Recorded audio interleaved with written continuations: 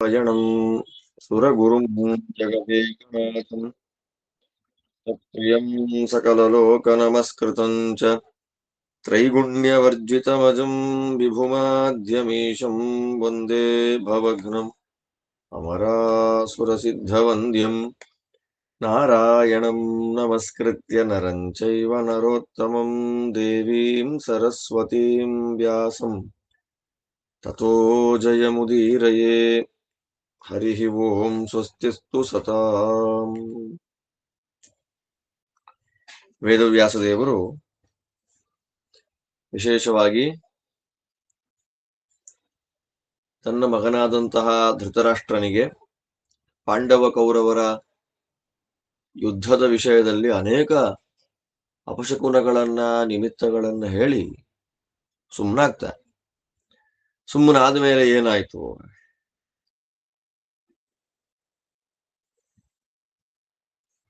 ವೈಶಂಪಾಯನರು ಅದನ್ನು ಹೇಳ್ತಾರೆ. 4ನೇ ಅಧ್ಯಾಯ. ಏವ ಮುಕ್ತೋ ಮುನಿಸ್ತತ್ವಂ ಕವೀಂದ್ರೋ ರಾಜಸತ್ತಮ ಪುತ್ರೇಣ ಧೃತರಾಷ್ಟ್ರೇಣ ಧ್ಯಾನಮನ್ವಗಮತ್ಪರಂ ಪುನರೇವ ಬ್ರವೀದ್ವಾಕ್ಯಂ ಕಲ್ಪವಾದಿ ಮಹಾತಪಾಃ ಅಸಂಶಯಂ ಪಾರ್ಥಿವೇಂದ್ರ ಕಾಲಃ ಸಂಕ್ಷಿಪ್ಯತೆ ಜಗತ್ ಸೃಜತೆ ಚ ಪುನರ್ಲೋಕಾನ್ ನೇಹ ವಿದ್ಯತಿ ಶಾಶ್ವತಂ ಜ್ಞಾತೀನಾಂಚ ಕುರುಣಾಂಚ ಸಂಬಂಧಿ ಸುಹೃದಾನ್ ತಥಾ ಧರ್ಮಂ ದೇಶಯ ಪಂಥಾನಂ ಸಮರ್ಥೋ ಹ್ಯಸಿ ವಾರಣೆ ಕ್ಷುದ್ರಂ ಜ್ಞಾತಿವಧಂ ಪ್ರಾಹುಃ ಮಾ ಕುರುಷ್ವ ಮಮಾಪ್ರಿಯಂ ಕಾಲೋಯಂ ಪುತ್ರರೂಪೇಣ ತವ ಜಾತೋ ವಿಶಾಂಪತೆ ನವಧಃ ಪೂಜ್ಯತೆ ವೇದೆ ಹಿತಂ ನೈತತ್ ಕಥಂಚನ ಹನ್ಯಾತ್ ಸ ಏವ ಯೋ ಹನ್ಯಾತ್ ಕುಲಧರ್ಮಂ ಸ್ವಕಾಂ ತನುಂ ಕಾಲೇನೋತ್ಪಥಗಂತಾಸಿ ಶಕ್ಯೇ ಸತಿ ಯಥಾಪಥಿ ಕುಲಸ್ಯಾಸ್ಯ ವಿನಾಶಾಯ ತಥೈವ ಚ ಮಹೀಕ್ಷಿತಾಂ ಅನರ್ಥೋ ರಾಜ್ಯರೂಪೇಣ ತ್ಯಜ್ಯತಾಮಸುಖಾವಹಃ ಲುಪ್ತಪ್ರಜ್ಞಃ ಪರೇಣಾಸಿ ಧರ್ಮಂ ದರ್ಶಯ ವೈ ಸುತಾನ್ ಕಿಂತೆ ರಾಜ್ಯೇನ ದುರ್ಧರ್ಷ ಯೇನ ಪ್ರಾಪ್ತೋಸಿ ಕಿಲ್ಬಿಷಂ ಯಶೋಧರ್ಮಂಚ ಕೀರ್ತಿಂಚ ಪಾಲಯನ್ ಸ್ವರ್ಗಮಾಪ್ಸ್ಯಸಿ ಲಭಂತಾಂ ಪಾಂಡವಾ ರಾಜ್ಯಂ ಶಮಂ ಗಚ್ಚಂತು ಕೌರವಾಃ ಏವಂ ಬ್ರುವತಿ ವಿಪ್ರೇಂದ್ರೇ ಧೃತರಾಷ್ಟ್ರೋऽಂಬಿಕಾಸುತಃ ಆಕ್ಷಿಪ್ಯ ವಾಕ್ಯಂ ವಾಕ್ಯಜ್ಞೋ ವಾಕ್ಪಥೇನಾಪ್ಯಯಾತ್ ಪುನಃ ಯಥಾ ಭವಾನ್ ವೇದ ತಥಾಸ್ಮಿ ವೇತ್ತಾ ಭಾವಾಭಾವೋ ವಿದಿತೋ ಮೇ ಯಥಾವತ್ ಸ್ವಾರ್ಥೇ ಹಿ ಸಂಮುಹ್ಯತಿ ತಾತ ಲೋಕೋ ಮಾಂಚಾಪಿ ಲೋಕಾತ್ಮಕಮೇವ ವಿದ್ಧಿ ಪ್ರಸಾದಯೇ ತ್ವಾಮತುಲ ಪ್ರಭಾವಂ ತ್ವನ್ನೋ ಗತಿರ್ದರ್ಶಯಿತಾ ಚ ಧೀರಃ ನ ಚಾಪಿ ತೇ ವಶಗಾಮೇ ಮಹರ್ಷೇನಾತಿಗ್ರಹಂ ಕರ್ತುಮಿಹಾರ್ಹಸೇ ಮೇ ತ್ವಂ ಹಿ ಧರ್ಮಃ ಪವಿತ್ರಂ ಚ ಯಶಃ ಕೀರ್ತಿರ್ಧೃತಿಃ ಸ್ಮೃತಿಃ ಕುರುಣಾಂ ಪಾಂಡವಾನಾಂ ಚ ಮಾನ್ಯಶ್ಚಾಸಿ ಪಿತಾಮಹಃ ವೈಚಿತ್ರವೀರ್ಯ ನೃಪತೆ ಯತ್ತೆ ಮನಸಿ ವರ್ತತೆ ಅಭಿಧತ್ಸ್ವ ಯಥಾ ಕಾಮಂ ಛೇತ್ತಾಸ್ಮಿ ತವ ಸಂಶಯಂ ಯಾನಿ ಲಿಂಗಾನಿ ಸಂಗ್ರಾಮೇ ಭವಂತಿ ವಿಜಯಿಷ್ಯತಾಂ ತಾನಿ ಸರ್ವಾಣಿ ಭಗವನ್ ಶ್ರೋತುಮಿಚ್ಛಾಮಿ ತತ್ವತಃ. ವೈಶಂಪಾಯನರಂತಾರೆ, ಯಾವಾಗ ವೇದವ್ಯಾಸ ದೇವರು ಯುದ್ಧವನ್ನ ಅಥವಾ ಸರ್ವನಾಶವನ್ನ ಸೂಚನೆ ಮಾಡುವ ಅನೇಕ ನಿಮಿತ್ತಗಳನ್ನು ಹೇಳಿದ್ರು, ಅದೆಲ್ಲ ಹೇಳಿ, ಅಂದ್ರೆ ವೇದವ್ಯಾಸ ದೇವರು ಏನ್ ಹೇಳಿದ್ರು ಯಾರಿಗೂ ಫೇವರಬಲ್ ಆಗಿ ಮಾತಾಡಲಿಲ್ಲ, ಯಾರಿಗೂ ವಿರೋಧವಾಗಿ ಮಾತಾಡಲಿಲ್ಲ. ಅದರಿಂದ ವೈಶಂಪಾಯನರು ಎಷ್ಟು ದೊಡ್ಡ ಶಬ್ದವನ್ನು ಹಾಕ್ತಾರೆ ಅಂದ್ರೆ, ಏವ ಮುಕ್ತೋ ಮುನಿಹಿ ತತ್ವಂ. ಯಾಕಂದ್ರೆ ವೇದವ್ಯಾಸ ದೇವರಿಗೆ ಅವರು ಸಾಕ್ಷಾತ್ ಮೊಮ್ಮಕ್ಕಳೇ, ಧೃತರಾಷ್ಟ್ರಾದಿಗಳು ಮಕ್ಕಳೇ. ಧೃತರಾಷ್ಟ್ರ, ಪಾಂಡು, ವಿದುರ ಸಾಕ್ಷಾತ್ ಮಕ್ಕಳೇ, ಕುರುಪಾಂಡವರಿಬ್ಬರು ಮೊಮ್ಮಕ್ಕಳೇ. ಹಾಗಿದ್ರೂ ಕೂಡ ಅವ್ರಿಗೆ ಏನಾಗಬೇಕಾದಿಲ್ಲ. ಕಾರಣ ಏನು ಅಂದ್ರೆ ಕವೀಂದ್ರ, ಅವರು ಜ್ಞಾನಿಗಳಿಗೆ ಉತ್ತಮರು, ಜ್ಞಾನಿಗಳಿಂದ ಪೂಜೆಯನ್ನು ಸ್ವೀಕಾರ ಮಾಡತಕ್ಕಂತಹ ವ್ಯಕ್ತಿಗಳು, ದೊಡ್ಡ ಜ್ಞಾನಿಗಳು.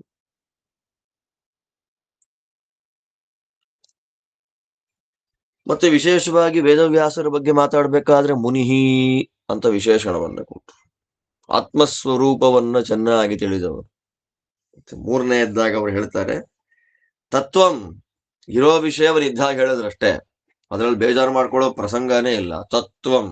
ತತ್ವವನ್ನ ಹೇಳುವಾಗ, ಆದ್ದರಿಂದ ಶಾಸ್ತ್ರದಲ್ಲಿ ತತ್ವ ಅಂದ್ರೆ ಏನು ಗೊತ್ತಾ? ಅತೀತ ಅನಾಗತ ಭೂತ ಭವಿಷ್ಯದ್ ವರ್ತಮಾನ ಕಾಲಗಳಲ್ಲಿ ಯಾವುದೂ ಚೇಂಜ್ ಆಗದೆ ಹಾಗೇ ಇರುತ್ತೋ ಅದನ್ನ ತತ್ವ ಅಂತ ಕರೀತಾರೆ.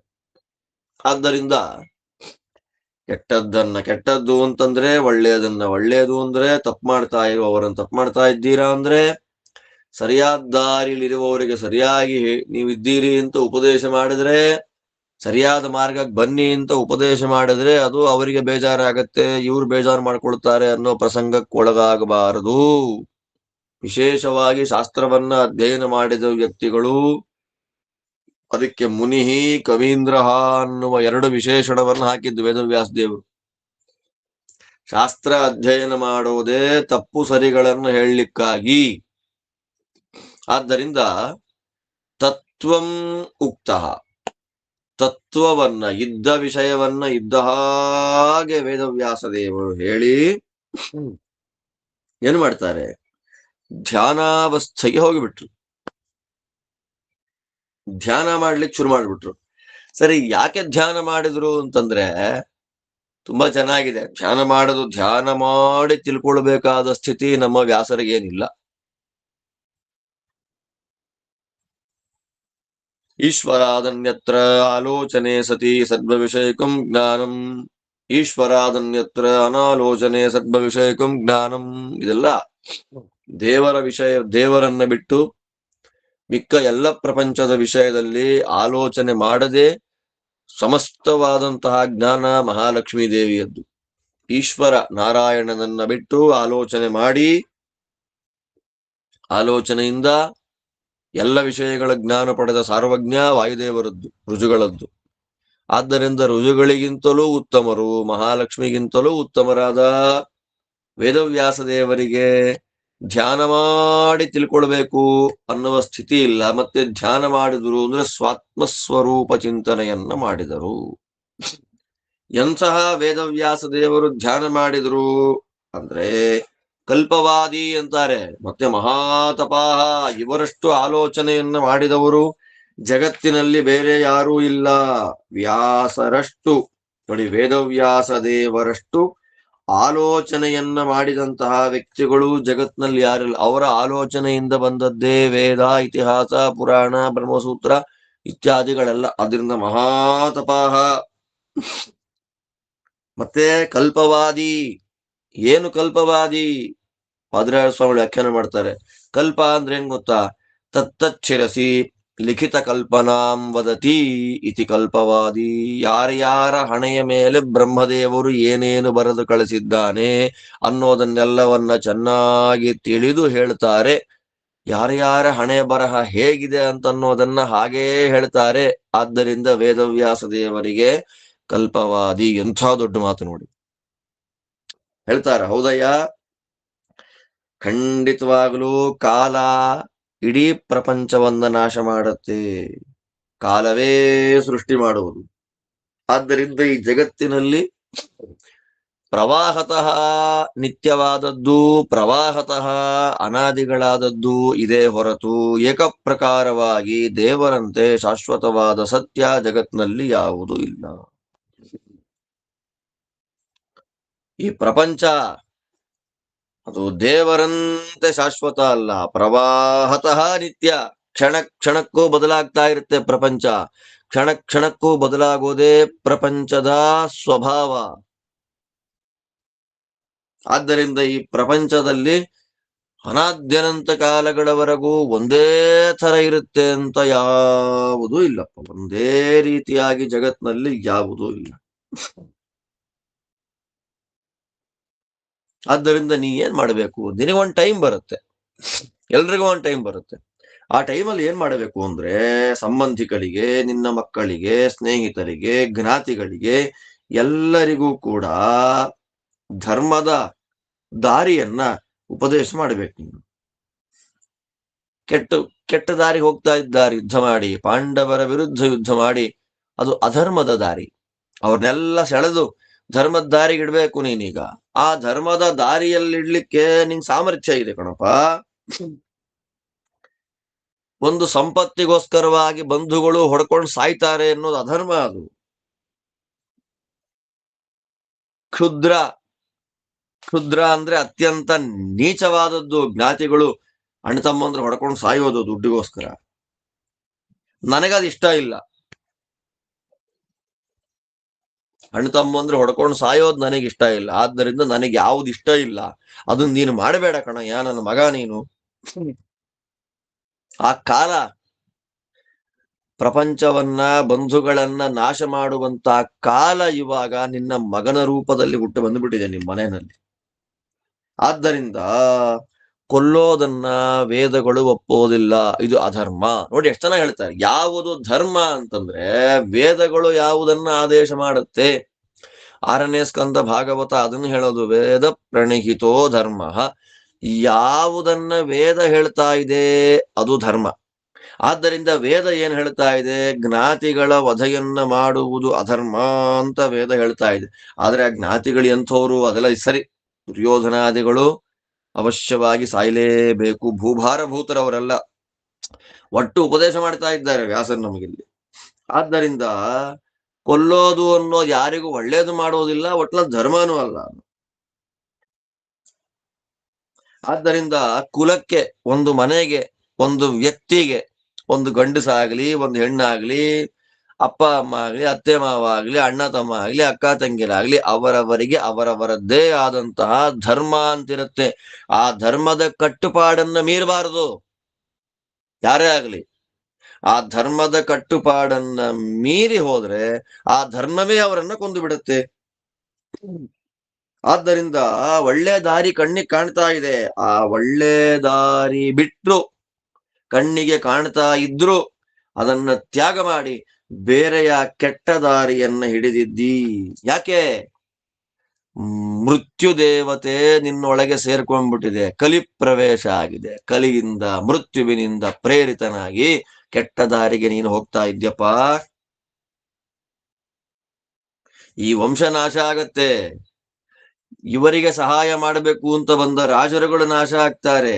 ಆದ್ದರಿಂದ ಈ ವಿನಾಶ, ಆ ವಿನಾಶದಿಂದ ಬರುವಂತಹ ದುಃಖ, ಈ ಎರಡನ್ನೂ ತಂದು ಕೊಡೋದು ಯಾವ್ದು ಗೊತ್ತಾ? ಈ ಲೋಭ, ಈ ಆಸೆ, ರಾಜ್ಯ ಬೇಕು ಅನ್ನುವ ಆಸೆ. ಆ ಆಸೆಯನ್ನೇ ಬಿಟ್ಟು ಬಿಟ್ರೆ ಯುದ್ಧನೇ ಇರೋದಿಲ್ಲ. ಹೌದಾ?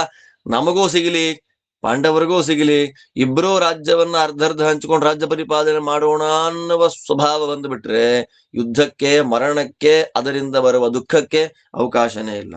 ಆದ್ದರಿಂದ ನೀನು ಕಲಿಗೆ ವಶನಾಗಿದ್ದಿ. ಸಾತ್ವಿಕರಿಗಿಂತ ಭಿನ್ನನಾದ ಲುಪ್ತ ಪ್ರಜ್ಞ ಪರೇಣ. ಪರೇಣ ಪರ, ಬೇರೆಯವನು ಅಂತ ಅರ್ಥ. ಪರ ಅಂದ್ರೆ ಬೇರೆಯವನು ಅಂದ್ರೆ ಯಾರು? ಸಜ್ಜನರಿಗಿಂತ ಬೇರೆಯವನಾದ, ಸಾತ್ವಿಕರಿಗಿಂತ ಬೇರೆಯವನಾಗಿರ್ತಕ್ಕಂತಹ ಕಲಿ ನಿನ್ನ ಬುದ್ಧಿಯನ್ನ ಹಾರಿಸಿ ಬಿಟ್ಟಿದ್ದಾನೆ. ಬೇಡ, ಮಕ್ಕಳಿಗೆ ಧರ್ಮದ ದಾರಿಯನ್ನು ತೋರಿಸಬೇಕು. ನೀನ್ ದುರ್ಧರ್ಷ ಕಣಯ್ಯ. ಧೃತರಾಷ್ಟ್ರ ಸಾಮಾನ್ಯ ಅಲ್ಲ. ಧೃತರಾಷ್ಟ್ರನೆನ್ನುವ ಗಂಧರ್ವನ ಅವತಾರ. ಧೃತರಾಷ್ಟ್ರ ನೀನ್ ಸಾಮಾನ್ಯ ಅಲ್ಲಪ್ಪ. ನಿನ್ನನ್ನು ಯಾರೂ ಸೋಲಿಸ್ಲಿಕ್ಕೆ ಆಗೋದಿಲ್ಲ ಕಣೋ ದುರ್ಧರ್ಷ ನೀನು. ಕಿಲ್ಬಿಷ, ಎಂಥ ದೊಡ್ಡ ಪಾಪವನ್ನ, ದೋಷವನ್ನ ನಿನಗೆ ರಾಜ್ಯ ಲೋಭ ಅನ್ನೋ ತಂದು ಕೊಟ್ಟು ಬಿಟ್ಟಿದೆ. ಬಿಟ್ಟು ಬಿಡೋದನ್ನ. ಬಂಧುಗಳ, ಬಾಂಧವರ ಎಲ್ಲರ ಮರಣಕ್ಕೆ ಕಾರಣವಾಗುವಂತಹ ಈ ರಾಜ್ಯ ಲೋಭ ನಮಗೆ ಯಾಕೆ? ಬಿಟ್ಟು ಬಿಡು. ಯಶಸ್ಸು, ಧರ್ಮ, ಕೀರ್ತಿ, ಯಾರು ಯಶೋ ಮಾರ್ಗದಲ್ಲಿರ್ತಾರೆ, ಯಾರು ಧರ್ಮದ ಮಾರ್ಗದಲ್ಲಿರ್ತಾರೆ ಅವರಿಗೆ ಕೀರ್ತಿ ಬರುತ್ತೆ. ಆ ಬಂದ ಕೀರ್ತಿಯನ್ನ ಚೆನ್ನಾಗಿ ಮೇಂಟೈನ್ ಮಾಡ್ಕೊಂಡು ಹೋಗ್ಬಿಟ್ರೆ ಸ್ವರ್ಗಕ್ಕೆ ಹೋಗಿಬಿಡ್ತಾರೆ. ನಿಂಗೆ ಸ್ವರ್ಗ ಬರುತ್ತೆ. ಪಾಂಡವರಿಗೆ ರಾಜ್ಯ ಸಿಗಲಿ, ಅವರಿಗೆ ಸಿಗಬೇಕಾದ, ಪಾಂಡವರಿಗೆ ಯೋಗ್ಯವಾದ ರಾಜ ಸಿಗಲಿ, ರಾಜ್ಯ ಬರಲಿ. ಕೌರವರಿಗೆ ಶಾಂತಿ ಸಮಾಧಾನ ಉಂಟಾಗ್ಲಿ, ಯುದ್ಧ ಬೇಡ ಅಂತ ವೇದವ್ಯಾಸ ದೇವರು ಮಗನಿಗೆ ಉಪದೇಶ ಮಾಡ್ತಾ ಇದ್ದಾರೆ. ವೇದವ್ಯಾಸ ದೇವರ ಮಾತಿನ ಮಧ್ಯದಲ್ಲೇ ಆಕ್ಷೇಪಣೆಯನ್ನ ಮಾಡಿದ ವೇದವ್ಯಾಸ ದೇವರ ಮಾತಿಗೆ. ನಿಲ್ಸಿದ್ನಲ್ಲ ಮಾತು, ಕಂಟಿನ್ಯೂ ಮಾಡ್ತಾನೆ ಮತ್ತೆ. ನಿಮಗೇನು ಗೊತ್ತೋ ನನಗೂ ಅದೇ ಗೊತ್ತಿದೆ. ಯಾವುದು ಒಳ್ಳೆಯದು, ಯಾವುದು ಕೆಟ್ಟದ್ದು, ಯಾವುದು ನಮ್ಮ ಅಭಿವೃದ್ಧಿ ಕಾರಣ ಆಗತ್ತೆ, ಯಾವುದು ನಮ್ಮ ನಾಶಕ್ಕೆ ಕಾರಣ ಆಗತ್ತೆ ಅದನ್ನೆಲ್ಲ ನಾನು ಚೆನ್ನಾಗಿ ತಿಳ್ಕೊಂಡಿದ್ದೇನೆ ಸ್ವಾಮಿ. ಎಲ್ಲ ಗೊತ್ತಿದ್ದು, ಎಲ್ಲ ಯಾವುದು ತಪ್ಪು ಯಾವುದು ಸರಿ ಅಂತನ್ನೋದು ಗೊತ್ತಿದ್ದು, ಮೋಹ, ಜನಗಳು ಮೋಹಕ್ಕೆ ಒಳಗಾಗ್ತಾರೆ. ಮೋಹಕ್ಕೆ ಒಳಗಾದಾಗ ಜನಗಳಿಗೆ ತಪ್ಪು ಸರಿಗಳು, ಒಳ್ಳೆಯವರು ಕೆಟ್ಟವರು, ಉದ್ಧಾರ ಅವನತಿ ಯಾವುದೂ ಬರಲ್ಲ. ಯಾವುದು ಗೊತ್ತಾ? ಅದು ಸ್ವಾರ್ಥ. ಎಂಥ ಮಾತಂತ ನೋಡಿ. ಸ್ವಾರ್ಥವೆನ್ನುವ ಮೋಹಕ್ಕೆ ಜನಗಳು ಕವಿದಾಗ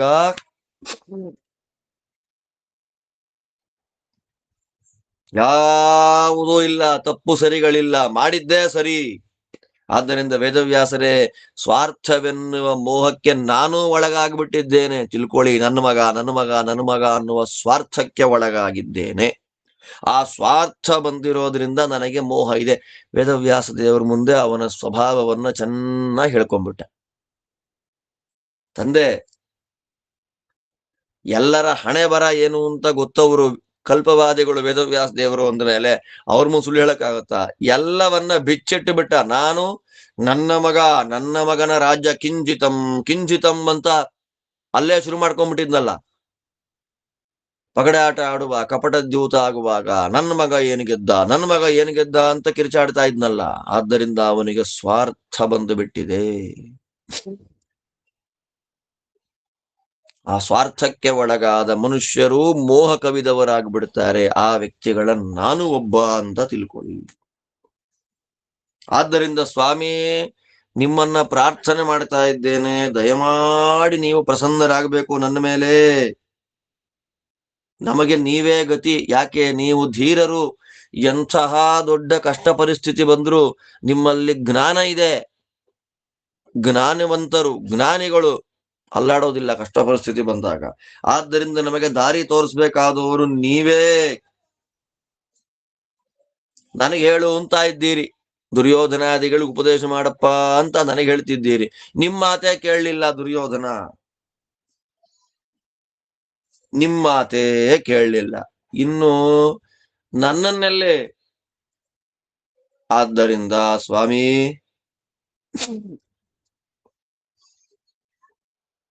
ನೀವು ನಾತಿಗ್ರಹಂ ಕರ್ತುಮಿಹಾರ್ಹಸೆ. ಅತಿಯಾದ ಆಗ್ರಹ ಅಂದ್ರೆ ಬಲವಂತವನ್ನ, ಒತ್ತಡವನ್ನ, ಒತ್ತಾಯವನ್ನ ನನಗೆ ಮಾಡಬೇಡಿ. ನಿನ್ ಮಗಂಗೆ ಹೇಳು, ನಿನ್ ಮಗಂಗೆ. ಆಗ್ಲೇ ಅವನ ಪರಿಸ್ಥಿತಿ ಸಾವಿಗೆ ಬಂದಿದ್ದೀನಿ. ಇನ್ನು 18-20 ದಿವಸದಲ್ಲಿ ಸತ್ತೇ ಹೋಗ್ತಾನೆ ಅವನು. ಅವನಿಗೆ ಉಪದೇಶ ಮಾಡು ಅಂತ ನಂಗೆ ಹೇಳ್ಬೇಡಿ. ನಿಮ್ಮ ಮಾತೇ ಕೇಳ್ದೇವ್ರು ನನ್ನ ಮಾತು ಕೇಳ್ತಾನ? ಪ್ಲೀಸ್ ನನಗೆ ಒತ್ತಾಯ ಮಾಡಬೇಡಿ. ಯಾಕೆ ಅಂತಂದ್ರೆ ಧರ್ಮ ಅಂದ್ರೆ ನೀವೇ. ನಿಮ್ಮಷ್ಟು ಪವಿತ್ರಾಣಾಂ ಪವಿತ್ರಮ್ಯೋ, ಎಂಥ ಮಾತು ನೋಡಿ. ಪವಿತ್ರವಾದ ವಸ್ತುಗಳಲ್ಲೇ ಅತ್ಯಂತ ಪವಿತ್ರರಾದವರು ನೀವು, ಧರ್ಮ ಸ್ವರೂಪರು ನೀವು. ಯಶಸ್ಸು, ಕೀರ್ತಿ ಎಲ್ಲವೂ ನೀವೇ. ಮನುಷ್ಯರ ಧೈರ್ಯ, ಮನುಷ್ಯರ ಸ್ಮರಣೆ, ಸ್ಮೃತಿ, ಮೆಮೊರಿ ಪವರ್, ಅದೆಲ್ಲವನ್ನ ಕಂಟ್ರೋಲ್ ಮಾಡತಕ್ಕಂತಹ ಸ್ಮೃತಿ ನಿಯಾಮಕರು ನೀವೇ. ಮತ್ತೆ ಕೌರವರಿಗೆ ಪಾಂಡವರಿಗೆ ತಾತ, ಇಬ್ಬರಿಗೂ ಸಮಾನವಾಗಿ ಪೂಜ್ಯರು, ಗೌರವಾರ್ಹರು ನೀವೇ. ಇಬ್ಬರಿಗೂ ಬೇಕಾದವರು ನೀವೇ. ಒತ್ತಾಯ ಮಾಡಬೇಡಿ ಅಂತಂದಾಗ ಇಲ್ಲಿ ವೇದವ್ಯಾಸ ದೇವರ ಧರ್ಮ, ಕೀರ್ತಿ, ಯಶ, ಕೀರ್ತಿ, ಧೃತಿ, ಸ್ಮೃತಿ, ಪವಿತ್ರ ಅಂತೆಲ್ಲ ವೇದವ್ಯಾಸ ದೇವರಿಗೆ ಸಂಬಂಧಪಟ್ಟ ಅನೇಕ, ನಾವೇನಾದ್ರೂ ವೇದವ್ಯಾಸ ದೇವರ ಸ್ತೋತ್ರವನ್ನ, ವೇದವ್ಯಾಸ ದೇವರ ಪೂಜೆಯನ್ನ ಮಾಡಬೇಕು ಅನ್ಕೊಂಡ್ರೆ ಈ ಅಧ್ಯಾಯದಲ್ಲಿ ಬಂದ ಮಹಾತಪ, ಕಲ್ಪವಾದಿ, ಧರ್ಮ, ಪವಿತ್ರ, ಯಶಃ, ಕೀರ್ತಿ, ಧೃತಿ, ಸ್ಮೃತಿ 8 ನಾಮಗಳಾಗೋತ್ ನೋಡಿ. ಆ 8 ನಾಮಗಳಿಂದ ವೇದವ್ಯಾಸ ದೇವರನ್ನ ಅತ್ಯಂತ ಭಕ್ತಿ ಶ್ರದ್ಧೆಗಳಿಂದ ಪೂಜೆ ಮಾಡೋಣ. ಕಲ್ಪವಾದಿ ಅಂತ ನಾವು ವೇದವ್ಯಾಸ ದೇವರ ಪೂಜೆ ಮಾಡಿದ್ರೆ ನಮ್ಮ ಹಣೆ ಬರಹದಲ್ಲಿ ಏನಾದ್ರೂ ಕೆಟ್ಟದ್ದು ಬರೆದಿದ್ರೆ ಸರಿ ಮಾಡಿಬಿಡ್ತಾರೆ. ಫಾಲೇ ಎಲ್ಲಿಖಿತಂ ಧುನೋತಿ ವಿವಿಧಾಂ ರೇಖಾಂ ವಿಧಾತ್ರ ಕೃತ. ವೇದವ್ಯಾಸ ದೇವರು ಆದೇಶ ಮಾಡಿದ, ಪುರಾಣಗಳಲ್ಲಿ ಹೇಳಿದ ನಿತ್ಯ ಊರ್ಧ್ವಪುಂಡ್ರ ಧಾರಣೆ ಮಾಡ್ರಿ. ಊರ್ಧ್ವಪುಂಡ್ರ ಧಾರಣೆ ಮಾಡಿದರೆ ಚತುರ್ಮುಖ ಬ್ರಹ್ಮದೇವರು ನಿಮ್ಮ ಹಣೆ ಬರಹವನ್ನ ಕೆಟ್ಟದಾಗಿ ಬರೆದಿದ್ರೆ ಅದನ್ನು ಸರಿ ಮಾಡುವ ಸಾಮರ್ಥ್ಯ ಊರ್ಧ್ವಪುಂಡ್ರಕ್ಕಿದೆ ಅಂತ ಪುರಾಣಗಳಲ್ಲಿ ವೇದವ್ಯಾಸರು ಬರೆದಿದ್ದಾರೆ. ನಮ್ಮ ಹಣೆ ಬರ ಗೊತ್ತಿದೆ ಅವರಿಗೆ. ಆದ್ದರಿಂದ ಅವರು ಆದೇಶ ಮಾಡಿದ ನಿತ್ಯ ಊರ್ಧ್ವಪುಂಡ್ರ ಧಾರಣ ಅನ್ನುವಂತಹ ಒಂದು ಕೆಲಸವನ್ನ ಬದುಕಿರೋ ತನಕನೂ ಮಾಡೋಣ. ಅಲ್ಲಿಂದ ಮಿಕ್ಕಿದ್ ನಮ್ಮ ಸಾಧನೆ. ಕೇಳ್ತಾರೆ, ಏನಯ್ಯ ಸರಿ, ಇನ್ನೇನು ಮಾಡ್ಲಿಕ್ಕೆ ಆಗಲ್ಲ, ನಿನ್ ಮನ್ಸಲ್ಲಿ ಏನಿದೆ? ಅಭಿಧತ್ಸ್ವ ಯಥಾ ಕಾಮಂ. ಅಯ್ಯೋ ವೇದವ್ಯಾಸರ ಮುಂದೆ ಏನ್ ಹೇಳ್ಬೇಕು ಬಿಡ್ಬೇಕು, ಚರ್ಚೆನೆ ಬೇಡ, ವಿಮರ್ಶನೆ ಬೇಡ, ಯಥಾ ಕಾಮಂ, ಏನ್ ಅನ್ಸತ್ತೋ, ಏನ್ ಕೇಳಬೇಕು ಅಂತ ಆಸೆ ಇಟ್ಕೊಂಡಿದ್ಯೋ ಅದನ್ನ ಹಾಗೇ ಹೇಳ್ಬಿಡು. ನಿನ್ಗೇನ್ ಡೌಟ್ ಇರ್ಲಿ, ಪರಿಹಾರ ಮಾಡ್ತೀನಿ. ಅವಾಗಂದ, ಯುದ್ಧದಲ್ಲಿ ಯಾರಿಗೆ ಗೆಲುವಿದೆ, ಯುದ್ಧದಲ್ಲಿ ಯಾರು ಗೆಲ್ತಾರೆ ಅವ್ರ ಲಕ್ಷಣ ಹೇಳ್ಬೇಕು ನಾನು. ಯಾನಿ ಲಿಂಗಾನಿ ಸಂಗ್ರಾಮೇ ಭವಂತಿ ವಿಜಯಿಷ್ಯತಾಂ. ಯುದ್ಧದಲ್ಲಿ ಗೆಲ್ತಾರಲ್ಲ, ಗೆಲ್ಲುವವರ ಲಕ್ಷಣಗಳೇನು, ಅವ್ರು ಹೇಗಿರ್ತಾರೆ, ಅವರ ಬಾಡಿ ಲ್ಯಾಂಗ್ವೇಜ್ ಹೇಗಿರುತ್ತೆ, ಅವರ ಜೊತೆ ಇರತಕ್ಕ ಪದಾರ್ಥಗಳೆಲ್ಲ ಹೇಗಿರುತ್ತೆ, ಅದನ್ನ ಸ್ವಲ್ಪ ನನಗೆ ಹೇಳ್ಬೇಕು.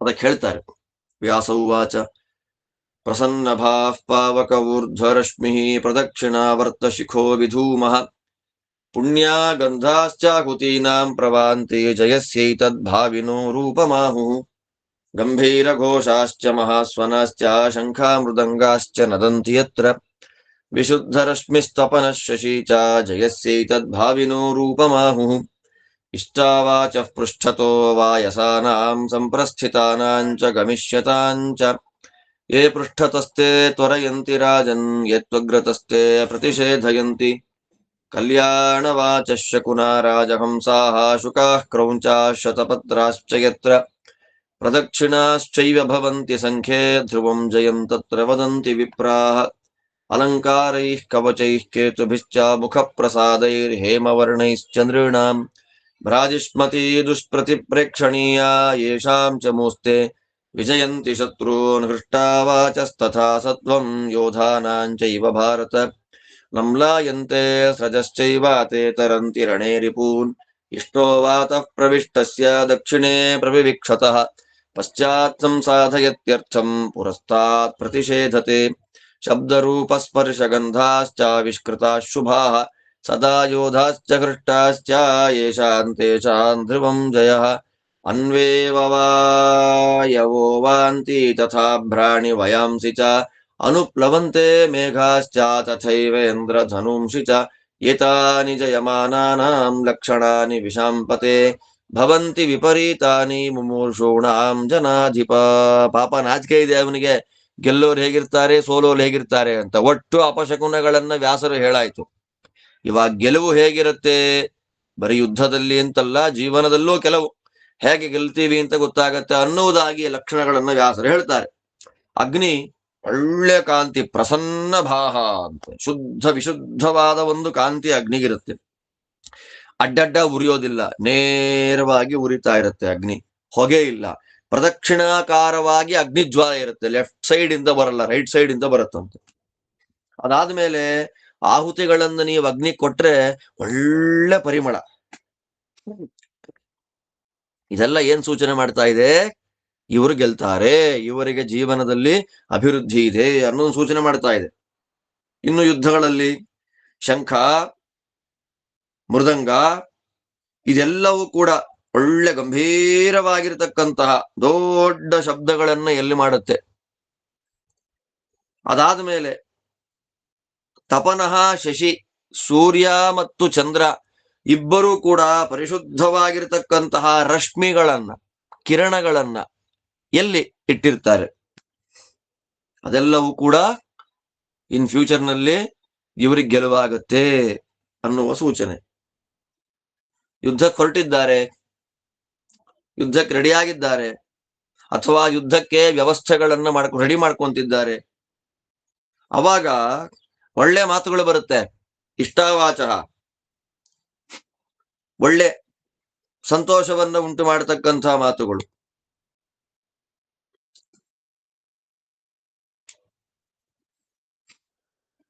ಎಲ್ಲಿ ಬರ್ಬೇಕದು, ಬ್ಯಾಕ್ ಸೈಡ್ ಇಂದ ಬರ್ಬೇಕಂತೆ.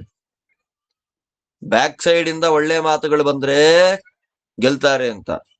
ಫೋರ್ ಫ್ರಂಟ್ ಅಲ್ಲಿ ಏತ್ವಗ್ರಸ್ತೆ ಪ್ರತಿಷೇಧಯಂತಿ, ಫ್ರಂಟ್ ಇಲ್ಲಿ ಮುಂದೆ ನಿಂತ ಫೋರ್ ಫ್ರಂಟ್ ನಲ್ಲಿ ಆ ಭಾಗದಿಂದ ಒಳ್ಳೆ ಮಾತುಗಳು ಬಂದ್ರೆ, ಅಂದ್ರೆ ಬ್ಯಾಕ್ ಸೈಡ್ ಇಂದ ಕೇಳಿ ಬರತಕ್ಕಂತ ಮಾತುಗಳು ಜಯವನ್ನ ತಂದು ಕೊಟ್ರೆ, ಫ್ರಂಟ್ ಸೈಡ್ ಇಂದ ಕೇಳಿ ಬರತಕ್ಕಂತ ಮಾತುಗಳು ಸೋಲು, ಅದನ್ನು ಸೂಚನೆ ಮಾಡ್ತಾ ಇದೆ.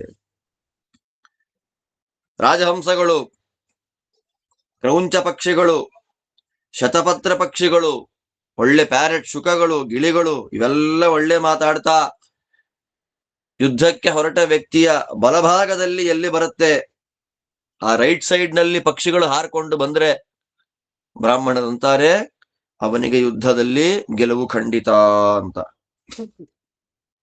ಒಂದು ಸೈನ್ಯ ಇದೆ, ಶತ್ರು ಸೈನ್ಯ, ಯುದ್ಧ ಮಾಡುವವನ ಸೈನ್ಯ. ಆ ಎರಡೂ ಸೈನ್ಯಗಳಲ್ಲಿ ಯಾವ ಸೈನ್ಯದಲ್ಲಿ ವಿಶೇಷವಾಗಿ ಅಲಂಕಾರ ಮಾಡ್ಕೊಂಡಿದ್ದಾರೆ ಚೆನ್ನಾಗಿರ್ಲಿ ಅಂತ, ಒಳ್ಳೆ ಕವಚ, ಒಳ್ಳೆ ಧ್ವಜ, ಯುದ್ಧ ಮಾಡುವ ವ್ಯಕ್ತಿಗಳ ಮುಖದಲ್ಲಿ ನಗು ಎಲ್ಲಿರುತ್ತೆ? ಬಂಗಾರದ ಬಣ್ಣದಿಂದ ಹೊಳಿತಾ ಇರುತ್ತೆ ಯಾವ ಸೈನ್ಯ, ಮುಖದಲ್ಲಿ ನಗು, ಉನ್ನತವಾದ ಧ್ವಜ, ಒಳ್ಳೆ ಅಲಂಕಾರ, ಅದ್ಭುತವಾದ ಪ್ರಸನ್ನವಾದ ಮುಖ, ಬಂಗಾರದ ಕಾಂತಿ, ಇದೆಲ್ಲ ಯಾವ ಸೈನ್ಯದಲ್ಲಿರುತ್ತೋ, ಯಾವ ಸೈನ್ಯದ ಕಾಂತಿಯನ್ನ ಶತ್ರುಗಳಿಗೆ ನೋಡ್ಲಿಕ್ಕಾಗೋದಿಲ್ವೋ ಆ ಸೈನ್ಯ ಯುದ್ಧದಲ್ಲಿ ಗೆಲ್ಲುತ್ತೆ. ಶತ್ರುಗಳನ್ನ ಅವರು ಗೆದ್ದು ಬಿಡ್ತಾರೆ. ಒಳ್ಳೆ ಮಾತು ಯಾರು? ಜನಗಳು ಮಾತಾಡೋದಲ್ಲ, ಯುದ್ಧಕ್ಕೆ ರೆಡಿಯಾದ ಸೈನಿಕರೇ ಒಳ್ಳೆ ಮಾತಾಡ್ತಾ ಇದ್ದಾರೆ. ಒಳ್ಳೆ ಧೈರ್ಯ, ಧೈರ್ಯವೇ ನಾಶ ಆಗೋದಿಲ್ಲ ಅವರಿಗೆ. ಮತ್ತೆ ಅವರು ಯುದ್ಧಕ್ಕೆ ಹೊರಟವರು ಆಶೀರ್ವಾದವನ್ನ ಪಡ್ಕೊಂಡು ಕಂಠದಲ್ಲಿ ಹಾರಗಳನ್ನ, ಹೂವಿನ ಮಾಲೆಗಳನ್ನು ಹಾಕೊಂಡಿರ್ತಾರಲ್ಲ, ಯಾರು ಹಾಕಿಕೊಂಡ ಮಾಲೆ ಅದು ಬಾಡೋದಿಲ್ಲ.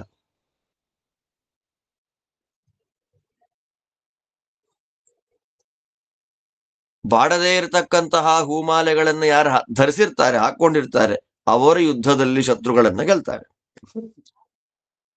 ಯುದ್ಧ ಮಾಡಬೇಕು ಅಂತ ಎಲ್ಲಿ ಯುದ್ಧ ಡಿಸೈಡ್ ಆಗಿದೆಯೋ ನಡ್ಕೊಂಡು ಹೋಗ್ತಾ ಇರ್ತಾರಲ್ಲ, ಆ ಯುದ್ಧ ಭೂಮಿ ಇದೆ ಅಲ್ಲ, ಪ್ರವಿವೀಕ್ಷತಃ ಯುದ್ಧ ಭೂಮಿಯನ್ನ ಪ್ರವೇಶ ಮಾಡ್ತಾ ಒಳಗೆ ಎಂಟ್ರಿ ಮಾಡ್ತಾ ಇರೋ ಸಂದರ್ಭದಲ್ಲಿ ಗಾಳಿ ಬಲಭಾಗದಲ್ಲಿ ಬೀಸಬೇಕು. ಪ್ರವೇಶ ಮಾಡಿದ ಮೇಲೆ ಗಾಳಿ ಹಿಂಭಾಗದಿಂದ ಬೀಸಬೇಕು.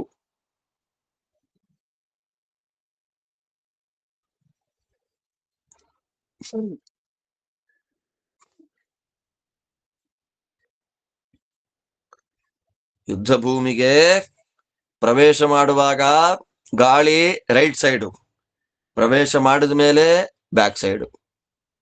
ಇಂಥ ಸೈನ್ಯ ಯುದ್ಧವನ್ನ ಗೆಲ್ಲುತ್ತೆ. ಶಕುನಗಳು ಹೇಗಿದೆ ನೋಡಿ. ಆದ್ರೆ ಅಪೋಸಿಟ್ ಆಗಿ ನಮ್ಮ ಎದುರಿಗೆ ಗಾಳಿ ಬೀಸಿಬಿಟ್ರೆ ಅವನಿಗೆ ಅರ್ಥ ಸಿದ್ಧಿ ಇಲ್ಲ, ಪ್ರತಿಷೇಧತೆ. ಅವನ ಯುದ್ಧ ಗೆಲುವು ಎನ್ನುವ ಅರ್ಥ ಏನಿದೆ ಅವನಿಗೆ, ಆಸೆ, ಸೋಲೆ ಅವನಿಗೆ ಅಂತ. ಗಾಳಿ ಎದುರಾಗಿ ಬೀಸಬಾರದು, ಬಲಭಾಗಕ್ಕೆ ಬರಬೇಕು, ಬ್ಯಾಕ್ ಸೈಡ್ ಅಲ್ಲಿ ಬರಬೇಕು. ಶಬ್ದ, ಸ್ಪರ್ಶ, ರೂಪ, ರಸಗಂಧ, ಒಳ್ಳೆ ಶಬ್ದ, ಒಳ್ಳೆ ಸ್ಪರ್ಶ, ಸುಖವಾದ ರೂಪ, ಆನಂದವಾದ ರಸ, ಮಧುರವಾದ ಗಂಧ ಎಲ್ಲ ಎಲ್ಲಿರುತ್ತೋ, ಎಲ್ಲಿ ಸೈನಿಕರು ವಿಶೇಷವಾಗಿ ಹೃಷ್ಟರಾಗಿ ಸಂತುಷ್ಟರಾಗಿ ಆನಂದದಿಂದ ಇರ್ತಾರೋ ಅಲ್ಲಿ ಗೆಲುವು ಖಂಡಿತ.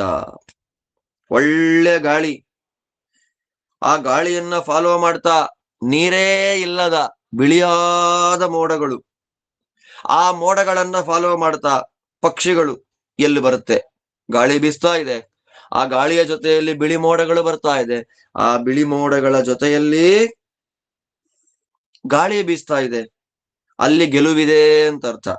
ಇನ್ನೊಂದಿದೆ, ಅನುಪ್ಲವಂತೆ ಮೇಘಾಶ್ಚ. ಮೇಘ ಅಂದ್ರೆ ನೀರು ತುಂಬಿದ ಮೋಡಗಳು, ಅಭ್ರ ಅಂದ್ರೆ ನೀರಿಲ್ಲದ ಮೋಡಗಳು.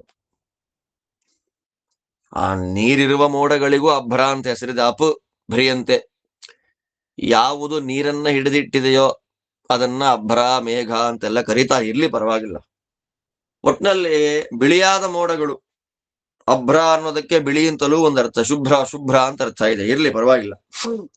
ಎಲ್ಲಿ ಮೇಘಗಳು, ನೀರು ತುಂಬಿದ ಮೋಡಗಳೆಲ್ಲಿ ಕಾಣಿಸ್ತಾ ಇದೆಯೋ ಹಾಗೆ ಕಾಮನ ಬಿಲ್ಲು, ಕಾಮನ ಬಿಲ್ಲು ಅಂದ್ರೆ ಗೊತ್ತು ನಿಮಗೆ, ವಿಬ್ಗಯಾರ್ ಅಂತಾರಲ್ಲ, ಕಾಮನ ಬಿಲ್ಲುಗಳು ಎಲ್ಲಿದೆಯೋ ಅದೆಲ್ಲವೂ ಕೂಡ ಯುದ್ಧದಲ್ಲಿ ಈ ಸೈನ್ಯ ಗೆಲ್ಲುತ್ತೆ ಅನ್ನೋದನ್ನ ಸೂಚನೆ ಮಾಡ್ತಾ ಇದೆ.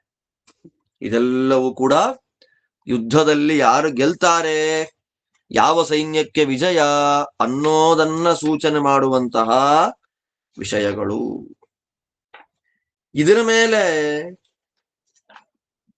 ಇದಕ್ಕೆ ವಿರುದ್ಧವಾದದ್ದೆಲ್ಲ, ಇದಕ್ಕೆ ಅಪೋಸಿಟ್ ಆಗಿ ಬರತಕ್ಕಂಥದ್ದೆಲ್ಲ ಯುದ್ಧದಲ್ಲಿ ಯಾರು ಸೋಲ್ತಾರೆ ಅದನ್ನ ಸೂಚನೆ ಮಾಡತಕ್ಕಂತಹ ಶಕುನಗಳು.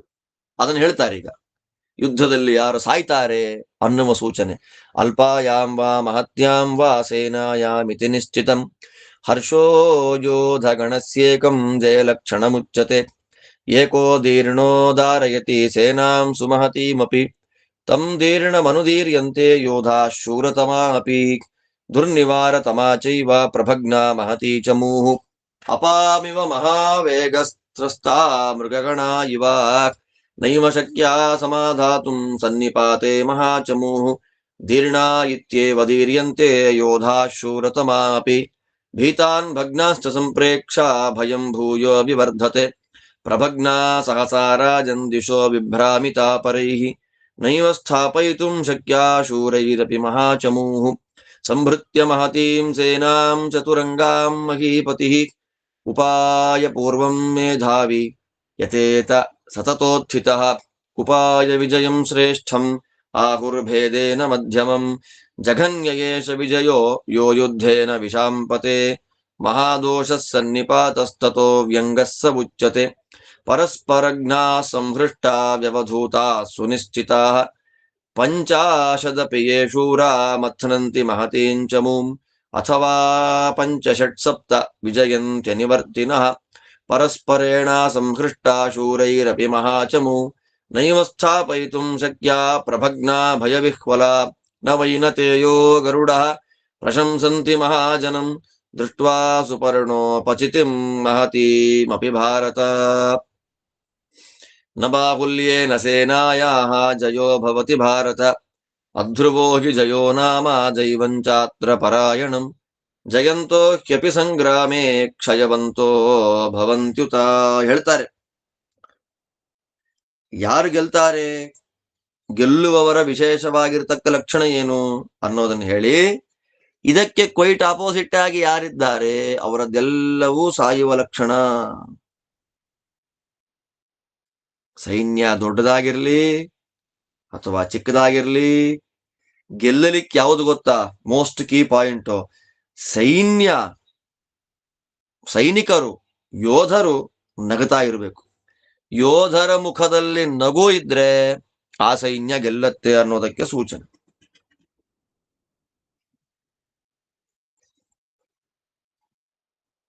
ಎಂಥ ದೊಡ್ಡ ಸೈನ್ಯ ಆಗಲಿ, ಎಂಥ ಚಿಕ್ಕ ಸೈನ್ಯ ಆಗಲಿ, ಗೆಲುವಿಗೆ ಸೂಚನೆ ಯಾವುದು ಗೊತ್ತಾ, ಸೈನಿಕರು ನಗುತ್ತಾ ಇರಬೇಕು.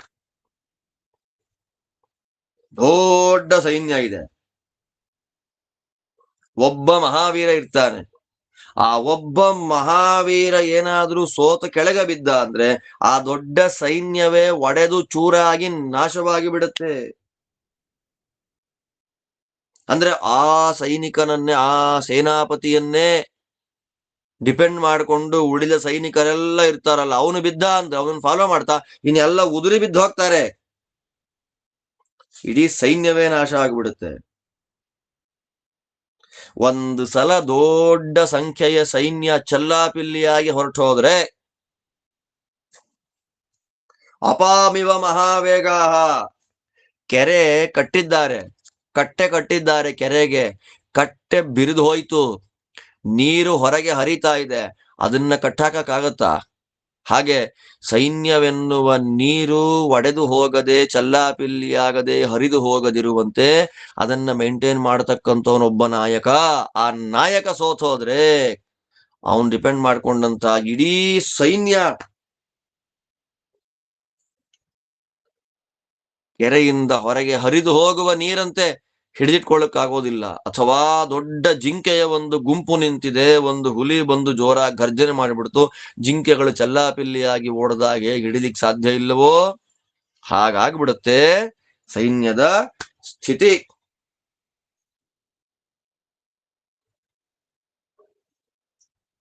ನಾಯಕನಿಂದ ಸೈನ್ಯಕ್ಕೆ ಬಲ, ಸೈನ್ಯದಿಂದ ನಾಯಕಂಗೂ ಬಲ ಅಂತಾರೆ ಇಲ್ಲಿ. ಆ ಸೈನ್ಯ ಏನಾಗಿದೆ, ಸೈನ್ಯ ಒಡೆದೋದಾಗ ಎಂಥ ನಾಯಕ ಇರ್ಲಿ ಅವನ್ ಧೈರ್ಯ ಎಲ್ಲ ಉಳಿದು ಹೋಗ್ಬಿಡುತ್ತೆ ಅಲ್ವಾ. ಮೊದಲೇ ಭಯ, ಬೇರೆಯವರು ಭಯ ಪಟ್ಟುಕೊಂಡು ಹೆದರ್ಕೊಂಡು ಓಡ್ ಹೋಗೋದನ್ನ ನೋಡ್ಬಿಟ್ರೆ ಇವರಿಗಿನ್ನೂ ಭಯ ಜಾಸ್ತಿ ಆಗೋಗುತ್ತೆ. ಭಯಂ ಭೂಯೋ ವಿವರ್ಧತೆ, ಭಯ ಇನ್ನೂ ಜಾಸ್ತಿಯಾಗಿ ಬೆಳೆದು ಬಿಡುತ್ತೆ.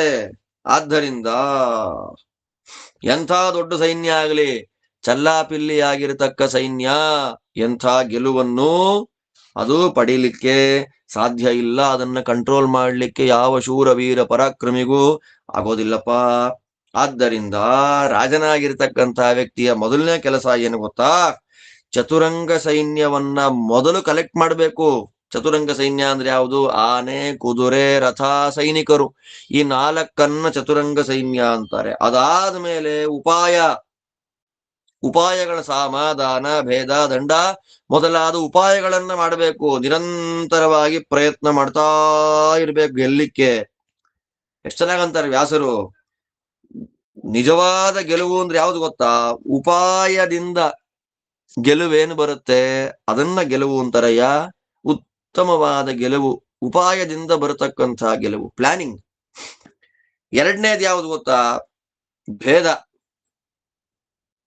ಸಾಮದಿಂದ ಯಾವ ಗೆಲುವನ್ನ ನೀವು ಸಂಪಾದನೆ ಮಾಡ್ತೀರಿ, ಸಾಮೋಪಾಯದಿಂದ ಅದನ್ನ ನಿಜವಾಗಿರ್ತಕ್ಕಂಥ ಗೆಲುವು ಅಂತ ಕರೀತಾರೆ. ಸಾಮೋಪಾಯದಿಂದ ಪಡೆದ ಗೆಲುವು ನಿಜಾರ್ಥದ ಗೆಲುವು.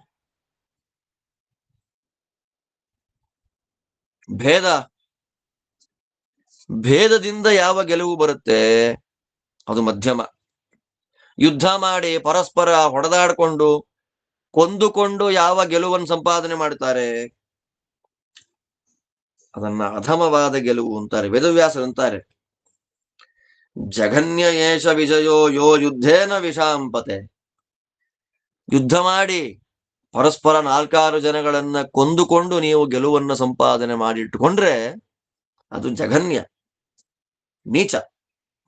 ಆದ್ದರಿಂದ ವೇದವ್ಯಾಸನಂತ, ರಾಜ ಹೊಡ್ಕೊಳ್ಳೋದು ಸಾಯ್ತಾರಲ್ಲ, ನೀನ್ ಅವನಿಗೆ ಹೊಡಿ, ನಾ ಇವನಿಗೆ ಹೊಡಿತೀನಿ ಅಂತ, ಅದನ್ನ ವ್ಯಂಗ ಅಂತ ಕರೀತಾರೆ. ಅಂಗಹೀನ, ವಿಕಲಾಂಗ ಅಂತ ಅರ್ಥ, ಸರಿಯಾಗಿಲ್ಲ ಅದು ಅಂತ ಅರ್ಥ. ಅದರಿಂದ 3-4 ಥರ ಗೆಲುವು. ಸಾಮದಿಂದಲೇ, ಉಪಾಯದಿಂದಲೇ ಪ್ರಧಾನವಾದ ಗೆಲುವು. ಇದೆಲ್ಲ ಕೊನೆದಪ್ಪ. ಪರಸ್ಪರ ಜ್ಞಾಹ, ಒಬ್ಬರ ಬಗ್ಗೆ ಒಬ್ಬರು ಚೆನ್ನಾಗಿ ತಿಳ್ಕೊಂಡವರು. ಸಂಹೃಷ್ಟಾಹ, ಒಳ್ಳೆ ಸಂತೋಷದಿಂದ ಕೂಡಿದವರು. ವ್ಯವಧೂತಾಹ, ಚೆನ್ನಾಗಿ ಒಂದು ವಿಷಯದಲ್ಲಿ ದೃಢವಾಗಿ ನಿಂತಿರತಕ್ಕಂತಹ ವ್ಯಕ್ತಿಗಳು. ಸುನಿಶ್ಚಿತಾಹ, ಯೋಗ್ಯವಾದ ನಿರ್ಧಾರವನ್ನ ಮಾಡಿಕೊಂಡಂತಹ ವ್ಯಕ್ತಿಗಳು. ಇಂಥವರು ಒಂದು 50 ಜನ ಇದ್ದು ಬಿಟ್ರೆ, ಪರಸ್ಪರ ಚೆನ್ನಾಗಿ ತಿಳ್ಕೊಂಡವರು, ಸಂತೋಷ ಪಟ್ಟವರು, ಗಟ್ಟಿಯಾಗಿ ನಿಲ್ಲುವಂತಹ ವ್ಯಕ್ತಿಗಳು, ದೃಢವಾದ ಒಳ್ಳೆಯ ಶಾಸ್ತ್ರೀಯವಾದ ನಿರ್ಧಾರವನ್ನ ಮಾಡಿಕೊಂಡವರು 50 ಜನ ಇದ್ದು ಬಿಟ್ರೆ ಆ ಸೈನ್ಯದಲ್ಲಿ ದೊಡ್ಡ ಸೈನ್ಯವನ್ನು ನಾಶ ಮಾಡಿಬಿಡ್ತಾರೆ. 5 ಯಾಕೆ, 5, 6, 7 ಜನ ಸಾಕು. ಪರಸ್ಪರ ಕೋಆಪರೇಟಿವ್ ಆಗಿ ನಿಂತು ಯುದ್ಧ ಮಾಡಿಬಿಟ್ರೆ, ಸಂಕಲ್ಪ ಶುದ್ಧವಾದ ಹರಿವಾಯು ಗುರುಗಳಿಗೆ ಪ್ರೀತಿ ಆಗುವಂತ ಸಂಕಲ್ಪ ಇಟ್ಟುಕೊಂಡು 5, 6, 7 ಜನ ಯುದ್ಧಕ್ಕೆ ನಿಂತುಕೊಂಡ್ರೆ ಸಾಕು, ಎಂಥ ದೊಡ್ಡ ಸೈನ್ಯವನ್ನಾದ್ರೂ ನಾಶ ಮಾಡಿಬಿಡ್ತಾರೆ ಅಲ್ವಾ. ಸಂತೋಷವೇ ಇಲ್ಲದ, ಅಂಡರ್ಸ್ಟ್ಯಾಂಡಿಂಗ್ ಇಲ್ಲದ ಎಂಥ ದೊಡ್ಡ ಸೈನ್ಯ ಆದ್ರೂ ಕೂಡ ಭಯ ಅನ್ನುವಂತಹ ಒಂದು ಪ್ರವೇಶ ಮಾಡಿಬಿಟ್ರೆ ಎಂಥ ದೊಡ್ಡ ಶೂರ ಆಗ್ಲಿ ಹಾಳಾಗಿ ಹೋಗುವ ಸೈನ್ಯವನ್ನ ತಡಿಲಿಕ್ಕೆ ಅವನಿಗೆ ಸಾಮರ್ಥ್ಯ ಇಲ್ಲ. ಆದ್ದರಿಂದ ಗರುಡದೇವರು ಹೇಳ್ತಾರೆ, ಯಾಕೆಂದ್ರೆ ಗರುಡದೇವರು ದೊಡ್ಡ ದೊಡ್ಡ ಸೈನ್ಯಗಳು ನಾಶವಾಗಿರೋದನ್ನ ಕಣ್ಣಾರೆ ನೋಡಿದವರು. ಆದ್ದರಿಂದ ಗರುಡ ದೇವರು ಏನಂತಾರೆ ಗೊತ್ತಾ, ನನಗೆ ತುಂಬಾ ಜನ ಸೈನಿಕರಿದ್ದಾರೆ, ನಾನು ಗೆದ್ದು ಬಿಡುತ್ತೇನೆ ಅಂತ ಅಂದ್ಕೊಳ್ಳೋ ಆಗಿಲ್ಲ. ಇದನ್ನ ಪರೋಕ್ಷವಾಗಿ ಧೃತರಾಷ್ಟ್ರನಿಗೆ ಟಾಂಟ್ ಕೊಡ್ತಾ ಇದ್ದಾರೆ ವೇದವ್ಯಾಸ. 11 ಅಕ್ಷೋಹಿಣಿ ಸೈನ್ಯ ಇದೆ, ನಾವು ಗೆದ್ದು ಬಿಡ್ತೀವಿ. ಅವೆಲ್ಲ ಸೀನೆ ಇಟ್ಕೋಬೇಡ, ಗರುಡ ದೇವರು ನೋಡ್ಬಿಟ್ಟಿದ್ದಾರೆ ಎಂತೆಂತ ದೊಡ್ಡ ಸೈನ್ಯ ನಾಶ ಆಗಿರುವಂಥದ್ದು. ಆದ್ದರಿಂದ ನನ್ನ ಸೈನ್ಯ ತುಂಬಾ ದೊಡ್ಡದಾಗಿದೆ, ನನಗೆ ಗೆಲುವಾಗುತ್ತೆ ಖಂಡಿತ ಇಲ್ಲ. ಅತ್ಯಂತ ಅನಿಶ್ಚಿತವಾಗಿರ್ತಕ್ಕಂಥದ್ದು ಯಾವುದು ಅಂತಂದ್ರೆ ಯಾರು ಗೆಲ್ತಾರೆ ಅಂತನ್ನು ಊಹೆನೆ ಮಾಡಕ್ಕಾಗಲ್ಲ. ಯಾಕೆ ಅಂದ್ರೆ ಅದು ಪರಿಪೂರ್ಣವಾಗಿ ದೈವಾಧೀನವಾದದ್ದು. ಗೆಲುವು ಸೋಲು ಶ್ರೀಹರಿಯ ಅಧೀನ. ಆದ್ದರಿಂದ ಒಂದೊಂದ್ಸಲ ಇವರೇ ಗೆದ್ದೇ ಬಿಡ್ತಾರೆ ಅಂದುಕೊಂಡಂತ ವ್ಯಕ್ತಿಗಳು ಕೂಡ ನಾಶವಾದ ಉದಾಹರಣೆ ಕಣ್ಣೆದ್ರಿಗೆ ಇದೆ. ಇವನ್ ಗೆದ್ದೇ ಬಿಡ್ತಾನ್ರಿ ಅಂತ ಅನ್ಕೊಂಡಿರ್ತಾರೆ, ಬಟ್ ನಾಶವಾದ ಉದಾಹರಣೆ ಬೇಕಾದಷ್ಟಿದೆ ಕಣಯ್ಯ. ಆದ್ದರಿಂದ ಸೈನ್ಯ ದೊಡ್ಡದಾಗಿದೆ, ಗೆದ್ದು ಬಿಡ್ತೇವೆ, ಅದೇ ಆಗಿದೆ ಗೆಲ್ತೇವೆ, ಇದಾಗಿದೆ ಗೆಲ್ತೇವೆ ಅನ್ನೋದೆಲ್ಲ ಬುರುಡೆ ಆಗತ್ತೆ. ಶ್ರೀ ಹರಿಯ ಸಂಕಲ್ಪ ಏನಿದೆಯೋ ಆ ಹರಿ ಸಂಕಲ್ಪಕ್ಕನುಗುಣವಾಗಿ ಸೋಲು ಗೆಲುವು ಇತ್ಯಾದಿಗಳೆಲ್ಲವೂ ಬರ್ತಾ ಇದೆ. ಏವ ಮುಕ್ತೋಯೋ ವ್ಯಾಸ ಧೃತರಾಷ್ಟ್ರಾಯ ಧೀಮತೆ ಧೃತರಾಷ್ಟ್ರೋಪಿ ತಚ್ಛ್ರುತ್ವಾ ಧ್ಯಾನಮೇವಾನ್ವಪದ್ಯತ ಸಮುಹೂರ್ತಮಿವ ಧ್ಯಾತ್ವಾ ವಿನಿಶ್ವಸ್ಯ ಮುಹುರ್ಮುಹುಃ ಸಂಜಯಂ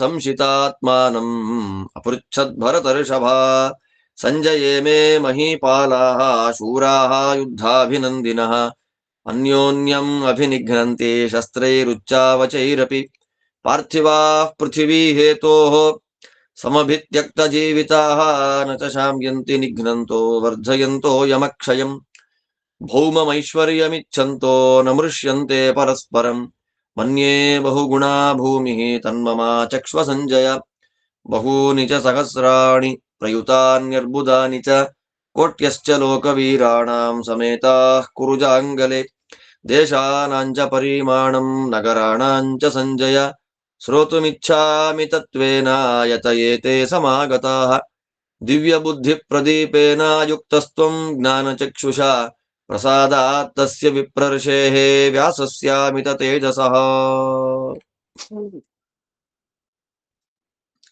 ಯಾವಾಗ ವೇದವ್ಯಾಸರಿಷ್ಟು ಹೇಳಿ ಇಷ್ಟರ ಉಪದೇಶ ಮಾಡಿದ್ರು, ಉಪದೇಶ ಮಾಡಿ ಹೊರಟೇ ಹೋದ್ರು. ಅಲ್ಲಿ ಅದೃಶ್ಯರಾಗಿ ವೇದವ್ಯಾಸ ದೇವರು ಹೊರಟು ಹೋದ ಮೇಲೆ ನೋಡಿ, ಮಹಾಭಾರತ ಬರೆದವರವರೇ, ಭಾರತದಲ್ಲಿ ಒಂದು ಕ್ಯಾರೆಕ್ಟರ್ ಆಗಿ ನಿಂತವರವರೇ, ಕಾಲಕಾಲಕ್ಕೆ ಬಂದು ಎಲ್ಲರನ್ನ ಪ್ರಚೋದನೆ ಮಾಡಿ ಸಾತ್ವಿಕರಿಗೆ ಅನುಗ್ರಹ ಮಾಡಿ ತಮೋಯೋಗ್ಯರಿಗೆ ಮಾತ್ಸರ್ಯವನ್ನ ಜಾಸ್ತಿ ಮಾಡಿ ಅವರವರಿಗೆ ಯೋಗ್ಯವಾದ ಕೆಲಸಗಳನ್ನ ಮಾಡಿಸ್ತಾ ಇರ್ತಕ್ಕಂಥವ್ರವರೇ. ಇದು ವಿಚಿತ್ರವಾದದ್ದು.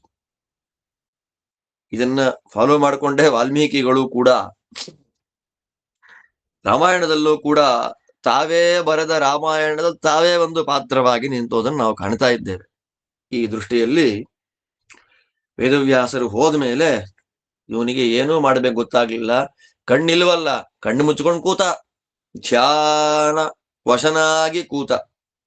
ಒಂದು ಮುಹೂರ್ತ ಆಲೋಚನೆ ಮಾಡ್ತಾ ಇದ್ದವನು ಮತ್ತೆ ಕಣ್ಣು ಬಿಟ್ಟು ಅಂದ್ರೆ ಏದುಸಿರು ಬಿಟ್ಟ, ನಿಟ್ಟುಸಿರು ಬಿಟ್ಟ, ಅಬ್ಬಾ ಅಂತ ಹೇಳಿ ಸಂಜಯನನ್ನ ಕೇಳ್ತಾನೆ. ಸಂಜಯ ಯಾರು ಗೊತ್ತಾ? ಸಂಶಿತಾತ್ಮಾನಂ, ಸೂಕ್ಷ್ಮವಾದ ನಿಶಿತವಾದ ಬುದ್ಧಿಯಿಂದ ಕೂಡಿದವನು ಸಂಜಯ. ಸಂಜಯನ್ ಕೇಳ್ತಾನೆ, ಸಂಜಯ, ಈ ರಾಜರಿದ್ದಾರಲ್ಲ ಸಾಮಾನ್ಯರಲ್ಲಪ್ಪ, ಶೂರಾಹ, ಅವರೆಲ್ಲ ಶೂರರು ಕಣಯ್ಯ. ಯುದ್ಧಾಭಿನಂದಿನ, ಏನಾಗ್ಬಿಟ್ಟಿದೆ ಅಂದ್ರೆ ಯುದ್ಧ ಮಾಡ್ಬೇಕು ಅಂತ ಆಸೆ ಪಟ್ಕೊಂಡು ಕೂತ್ಕೊಂಡ್ಬಿಟ್ಟಿದ್ದಾರೆ ಇವರೆಲ್ಲ. ದೊಡ್ಡ ದೊಡ್ಡ ಶಸ್ತ್ರಗಳಿಂದ ಮತ್ತೆ ಚಿಕ್ಕ ಚಿಕ್ಕ ಶಸ್ತ್ರಗಳಿಂದ ಪರಸ್ಪರವಾಗಿ ಹೊಡ್ಕೊಂಡು ಕೊಂದಾಕ್ಬಿಡ್ತಾರೆ. ತಾತ್ಪರ್ಯ ಏನ್ ಗೊತ್ತಾ? ಭೂಮಿ ನಮ್ಮದಾಗಬೇಕು ಅಂತ. ಯಾವ ಭೂಮಿ ನಮ್ಮ ಕಂಟ್ರೋಲಿಗೆ ಸಿಗಬೇಕು ಅಂತ ಪ್ರಾಣವನ್ನೇ ಬಿಡ್ಲಿಕ್ಕೆ ಯಾವ ರಾಜರು ರೆಡಿಯಾಗಿದ್ದಾರೆ, ಇವನನ್ನ ಅವನು ಹೊಡಿತಾ, ಅವನನ್ನ ಇವನು ಹೊಡಿತಾ, ಸಂತೋಷವಾಗಿ ಇರೋ ಭೂಮಿಯನ್ನ ಹಂಚಿಕೊಳ್ಳದೆ ದಿನಕ್ಕೊಂದೇ ಭೂಮಿಯನ್ನ ತಗೋಬೇಕು ಅಂತ ಇಟ್ಟುಕೊಂಡು ಏನ್ ಮಾಡ್ತಾ ಇದ್ದಾರೆ ಗೊತ್ತಾ? ಯಮದೇವರ ಮನೆಯಲ್ಲಿ ಪಾಪ್ಯುಲೇಷನ್ ಜಾಸ್ತಿ ಮಾಡ್ತಾ ಇದ್ದಾರೆ. ವರ್ಧಯಂತೋ ಯಮಕ್ಷಯಂ. ಇವ್ರು ಮಾಡ್ತಿರೋ ಕೆಲಸ ಏನು ಗೊತ್ತೇನಯ್ಯ? ಯಮದೇವರ ಮನೆಯಲ್ಲಿ ಜನ ಜಾಸ್ತಿ ಆಗ್ತಾ ಇದ್ದಾರೆ, ಸಾಯ್ತಾ ಇದ್ದಾರೆ ಅಷ್ಟೇ. ಏನ್ ಐಶ್ವರ್ಯ! ಒಬ್ಬರು ನೋಡಿದ್ರೆ ಒಬ್ಬರಿಗೆ ಆಗ್ತಿಲ್ಲ ಮಾತ್ಸರ್ಯ. ಕಾರಣ ಏನು ಗೊತ್ತಾ? ಈ ಭೂಮಿಯಲ್ಲಿ ಸಿಗುವಂತಹ ಸಂಪತ್ತಿನ ಮೇಲಿನ ಆಸೆಯಿಂದ ಒಬ್ಬರು ನೋಡಿದ್ರೆ ಒಬ್ಬರಿಗೆ ಆಗ್ತಾ ಇಲ್ಲ. ಆದ್ದರಿಂದ ಎಂಥದ್ದಿರ್ಬೋದು ಈ ಭೂಮಿ? ಅಣ್ಣ ತಮ್ಮ, ಅಪ್ಪ ಮಗ, ಮಾವಾಳಿಯ, ಮೊಮ್ಮಗ, ತಾತ ಭೂಮಿಗೋಸ್ಕರ ಕಿತ್ತಾಡ್ಕೊಂಡು ಹೊಡೆದಾಡ್ಕೊಂಡು ಸಾಯ್ತಾರೆ ಅಂದ್ರೆ ಈ ಭೂಮಿ ಸಾಮಾನ್ಯವಾದದ್ದಲ್ಲ ಕಣಯ್ಯ. ಬೇಕಾದಷ್ಟು ಗುಣ ಇರ್ಬೇಕು ಈ ಭೂಮಿಗೆ. ಅದೇನು ಅಂತ ನಂಗೆ ಹೇಳು. ಇವತ್ತು ಕುರುಜಾಂಗಲದಲ್ಲಿ ಕೋಟಿ ಕೋಟಿ ಸಂಖ್ಯೆಯಲ್ಲಿ ಸೇರಿಬಿಟ್ಟಿದ್ದಾರೆ. ಹೇಳ್ತಾ ನೋಡಿ, 1000, ಲಕ್ಷ, 10 ಲಕ್ಷ, ಅರ್ಬುದ, ಕೋಟಿ, ಈ ಎಲ್ಲ ಸಂಖ್ಯೆಯಲ್ಲಿ ಎಲ್ಲ ಸೇರ್ಕೊಂಡ್ಬಿಟ್ಟಿದ್ದಾರೆ ಕುರುಜಾಂಗಲದಲ್ಲಿ. ಜಗತ್ತಿನ ವೀರರೆಲ್ಲ ಸೇರಿಬಿಟ್ಟಿದ್ದಾರೆ. ಯಾಕೆ? ಭೂಮಿ ಬೇಕು ಅಂತ. ಇನ್ನೇನ್ ಇರ್ಬೇಡ ಭೂಮಿಯಲ್ಲಿ. ಆದ್ದರಿಂದ ಭೂಮಿಯ ಗುಣಗಳನ್ನು ಹೇಳಬೇಕು. ಯಾವ್ದಾವ್ದೋ ಊರಿಂದ ಬಂದಿದ್ದಾರೆ, ಯಾವ್ಯಾವ್ದೋ ನಗರಗಳಿಂದ ಬಂದಿದ್ದಾರೆ, ಯಾವ್ಯಾವ್ದೋ ದೇಶಗಳಿಂದ ಬಂದಿದ್ದು. ನನಗೆ ಬೇಕಾದ್ದೇನು ಗೊತ್ತಾ? ಆ ದೇಶಗಳು ಎಷ್ಟು ದೊಡ್ಡದಾಗಿದೆ, ಆ ನಗರಗಳು ಹೇಗಿದೆ, ಅದೆಲ್ಲವನ್ನ ನಂಗೆ ತಿಳ್ಕೊಳ್ಬೇಕು ಅಂತ ನಂಗೆ ಆಸೆ ಆಗಿದೆ. ನಿನಗೆ ಅಮಿತ ತೇಜಸಃ, ಅನಂತವಾದ ಕಾಂತಿ ತೇಜಸ್ಸಿನಿಂದ ಕೂಡಿದ ವೇದವ್ಯಾಸ ದೇವರು ಪರಮಾನುಗ್ರಹವನ್ನ ಮಾಡಿದ್ದಾರೆ. ನಿನಗೆ ಜ್ಞಾನದ ಕಣ್ಣು ಬಂದು ಬಿಟ್ಟಿದೆ. ಆದ್ದರಿಂದ ನಿನ್ನ ಬುದ್ಧಿ ದಿವ್ಯವಾದ ಬುದ್ಧಿ ಆಗ್ಬಿಟ್ಟಿದೆ, ಸಾಮಾನ್ಯ ಬುದ್ಧಿ ಅಲ್ಲ. ಅಂತಹ ಬುದ್ಧಿಯಿಂದ, ಜ್ಞಾನದ ಕಣ್ಣಿನಿಂದ ಎಲ್ಲವನ್ನ ನೋಡುವ ಸಾಮರ್ಥ್ಯ ನಿಂಗಿದೆ. ಆ ಅನುಗ್ರಹವನ್ನ ವೇದವ್ಯಾಸ ದೇವರು ಮಾಡಿದ್ದಾರೆ. ನನಗೆಲ್ಲ ಹೇಳಬೇಕು ನೀನು ಅಂದಾಗ ಸಂಜಯ ಶುರು ಮಾಡ್ತಾನೆ. ಸಂಜಯ ಉವಾಚ ಯಥಾ ಪ್ರಜ್ಞಂ ಮಹಾಪ್ರಾಜ್ಞ ಭೌಮಾನ್ ವಕ್ಷ್ಯಾಮಿ ತೇ ಗುಣಾನ್ ಶಾಸ್ತ್ರಚಕ್ಷುರವೇಕ್ಷಸ್ವ ನಮಸ್ತೆ ಭರತರ್ಷಭ ದ್ವಿವಿಧಾನಿ ಭೂತಾನಿ ತ್ರಸಾನಿ ಸ್ಥಾವರಾಣಿ ಚ ತ್ರಸಾನಾಂ ತ್ರಿವಿಧಾ ಯೋನಿಃ ಅಂಡಸ್ವೇ ಜರಾಯುಜಾಃ ತ್ರಸಾನಾಂ ಖಲು ಸರ್ವೇಷಾಂ ಶ್ರೇಷ್ಠಾ ರಾಜನ್ ಜರಾಯುಜಾಃ ಜರಾಯುಜಾನಾಂ ಪ್ರವರಾ ಮಾನವಾಃ ಪಶವಶ್ಚಯೇ ನಾನಾರೂಪಾಣಿ ಬಿಭ್ರಾಣಸ್ತೇಷಾಂ ಭೇದಾಶ್ಚತುರ್ದಶ ಅರಣ್ಯವಾಸಿನಃ ಸಪ್ತೈತಾಂಗ್ರಾಮವಾಸಿನಃ ಸಿಂಹ ವ್ಯಾಘ್ರ ವರಾಗಾಶ್ಚ ಮಗಿಷಾ ವಾರಣಾಸ್ತಥಾ ವೃಕ್ಷಾಶ್ಚ ವಾನರಾಶ್ಚೈವ ಸಪ್ತಾರಣ್ಯಾ ಸ್ಮೃತಾ ನೃಪ ಗೌರಜೋ ಮನುಜೋ ಮೇಷೋ ವಾಜ್ಯಶ್ವ ತರಗರ್ದಭಾಃ ಏತೆ ಗ್ರಾಮ್ಯಾಃ ಸಮಾಖ್ಯಾತಾಃ ಪಶವಃ ಸಪ್ತ ಸಾಧುಭಿಃ ಏತೆ ವೈ ಪಶವೋ ರಾಜನ್ ಗ್ರಾಮ್ಯಾರಣ್ಯಾಶ್ಚತುರ್ದಶ ವೇದೋಕ್ತಾಃ ಪೃಥಿವೀಪಾಲಾ ಯೇಷು ಯಜ್ಞಾಃ ಪ್ರತಿಷ್ಠಿತಾಃ ಗ್ರಾಮ್ಯಾಣಾಂ ಪುರುಷಶ್ರೇಷ್ಠಃ ಸಿಂಹಶ್ಚಾರಣ್ಯವಾಸಿನಾಂ ಸರ್ವೇಷಾಮೇವ ಭೂತಾನಾಂ ಅನ್ಯೋನ್ಯೇನ ಅಭಿಜೀವನಂ ಉದ್ಭಿಜಾ ಸ್ಥಾವರಾಃ ಪ್ರೋಕ್ತಾಸ್ತೇಷಾಂ ಪಂಚೈವ ಜಾತಯಃ ವೃಕ್ಷ ಗುಲ್ಮ ಲತಾ ವಲ್ಯಃ ತ್ವಕ್ಸಾರಸ್ತೃಣಜಾತಯಃ ಯೇಷಾಂ ವಿಂಶತಿರೇಕೋ ನಾಮಕಾಭೂತೇಷು ಪಂಚಸು ಚತುರ್ವಿಂಶತಿರುದ್ದಿಷ್ಟಾ ಗಾಯತ್ರೀ ಲೋಕಸಮ್ಮತ ಯಯೇತಾಂ ವೇದ ಗಾಯತ್ರೀಂ ಪುಣ್ಯಾಂ ಸರ್ವಗುಣಾನ್ವಿತಾಂ ತತ್ವೇನ ಭರತಶ್ರೇಷ್ಠ ಸಲೋಕಾನ್ನ ಪ್ರಣಶ್ಯತಿ ಭೂಮೌ ಹಿ ಜಾಯತೆ ಸರ್ವಂ ಭೂಮೌ ಸರ್ವಂ ಪ್ರಣಶ್ಯತಿ ಭೂಮಿಃ ಪ್ರತಿಷ್ಠಾ ಭೂತಾನಾಂ ಭೂಮಿರೇವ ಪರಾಯಣಂ ಯಸ್ಯ ಭೂಮಿಸ್ತಸ್ಯ ಸರ್ವಂ ಜಗತ್ಸ್ಥಾವರಜಂಗಮಂ ತತ್ರಾಭಿವೃದ್ಧ ರಾಜಾನೋ ವಿನಿಘ್ನಂತಿ ತರೇತರಂ. ಎಷ್ಟು ಚೆನ್ನಾಗಿ ಹೇಳ್ತಾನೆ ನೋಡಿ ರಾಜ.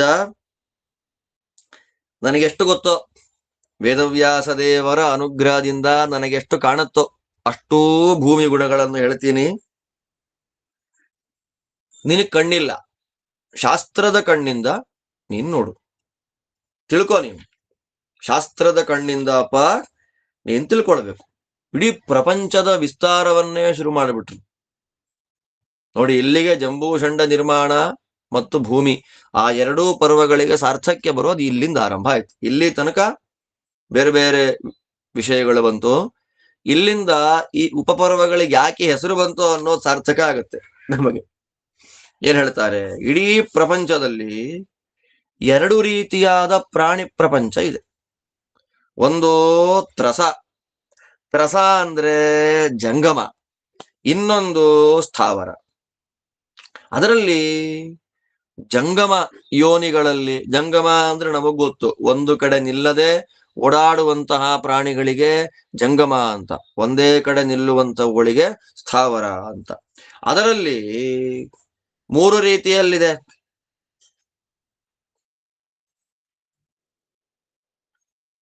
ಯಾವುದಕ್ಕೆ? ಜಂಗಮಗಳಲ್ಲಿ ಅಂಡಜ, ಸ್ವೇದಜ, ಜರಾಯುಜ ಅಂತ ಅರ್ಥ.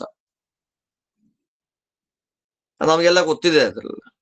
ಎಲ್ಲ ಮೊಟ್ಟೆಗಳಿಂದ ಹುಟ್ಟುವಂಥದ್ದನ್ನ ಅಂಡಜ ಅಂತ ಕರೀತಾರೆ. ಸ್ವೇದಜ, ಬಿಸಿಯನ್ನ ತಗೊಂಡು ಹುಟ್ಟಿ ಬರತಕ್ಕಂಥವುಗಳನ್ನ ಸ್ವೇದಜ ಅಂತ ಕರೀತಾರೆ.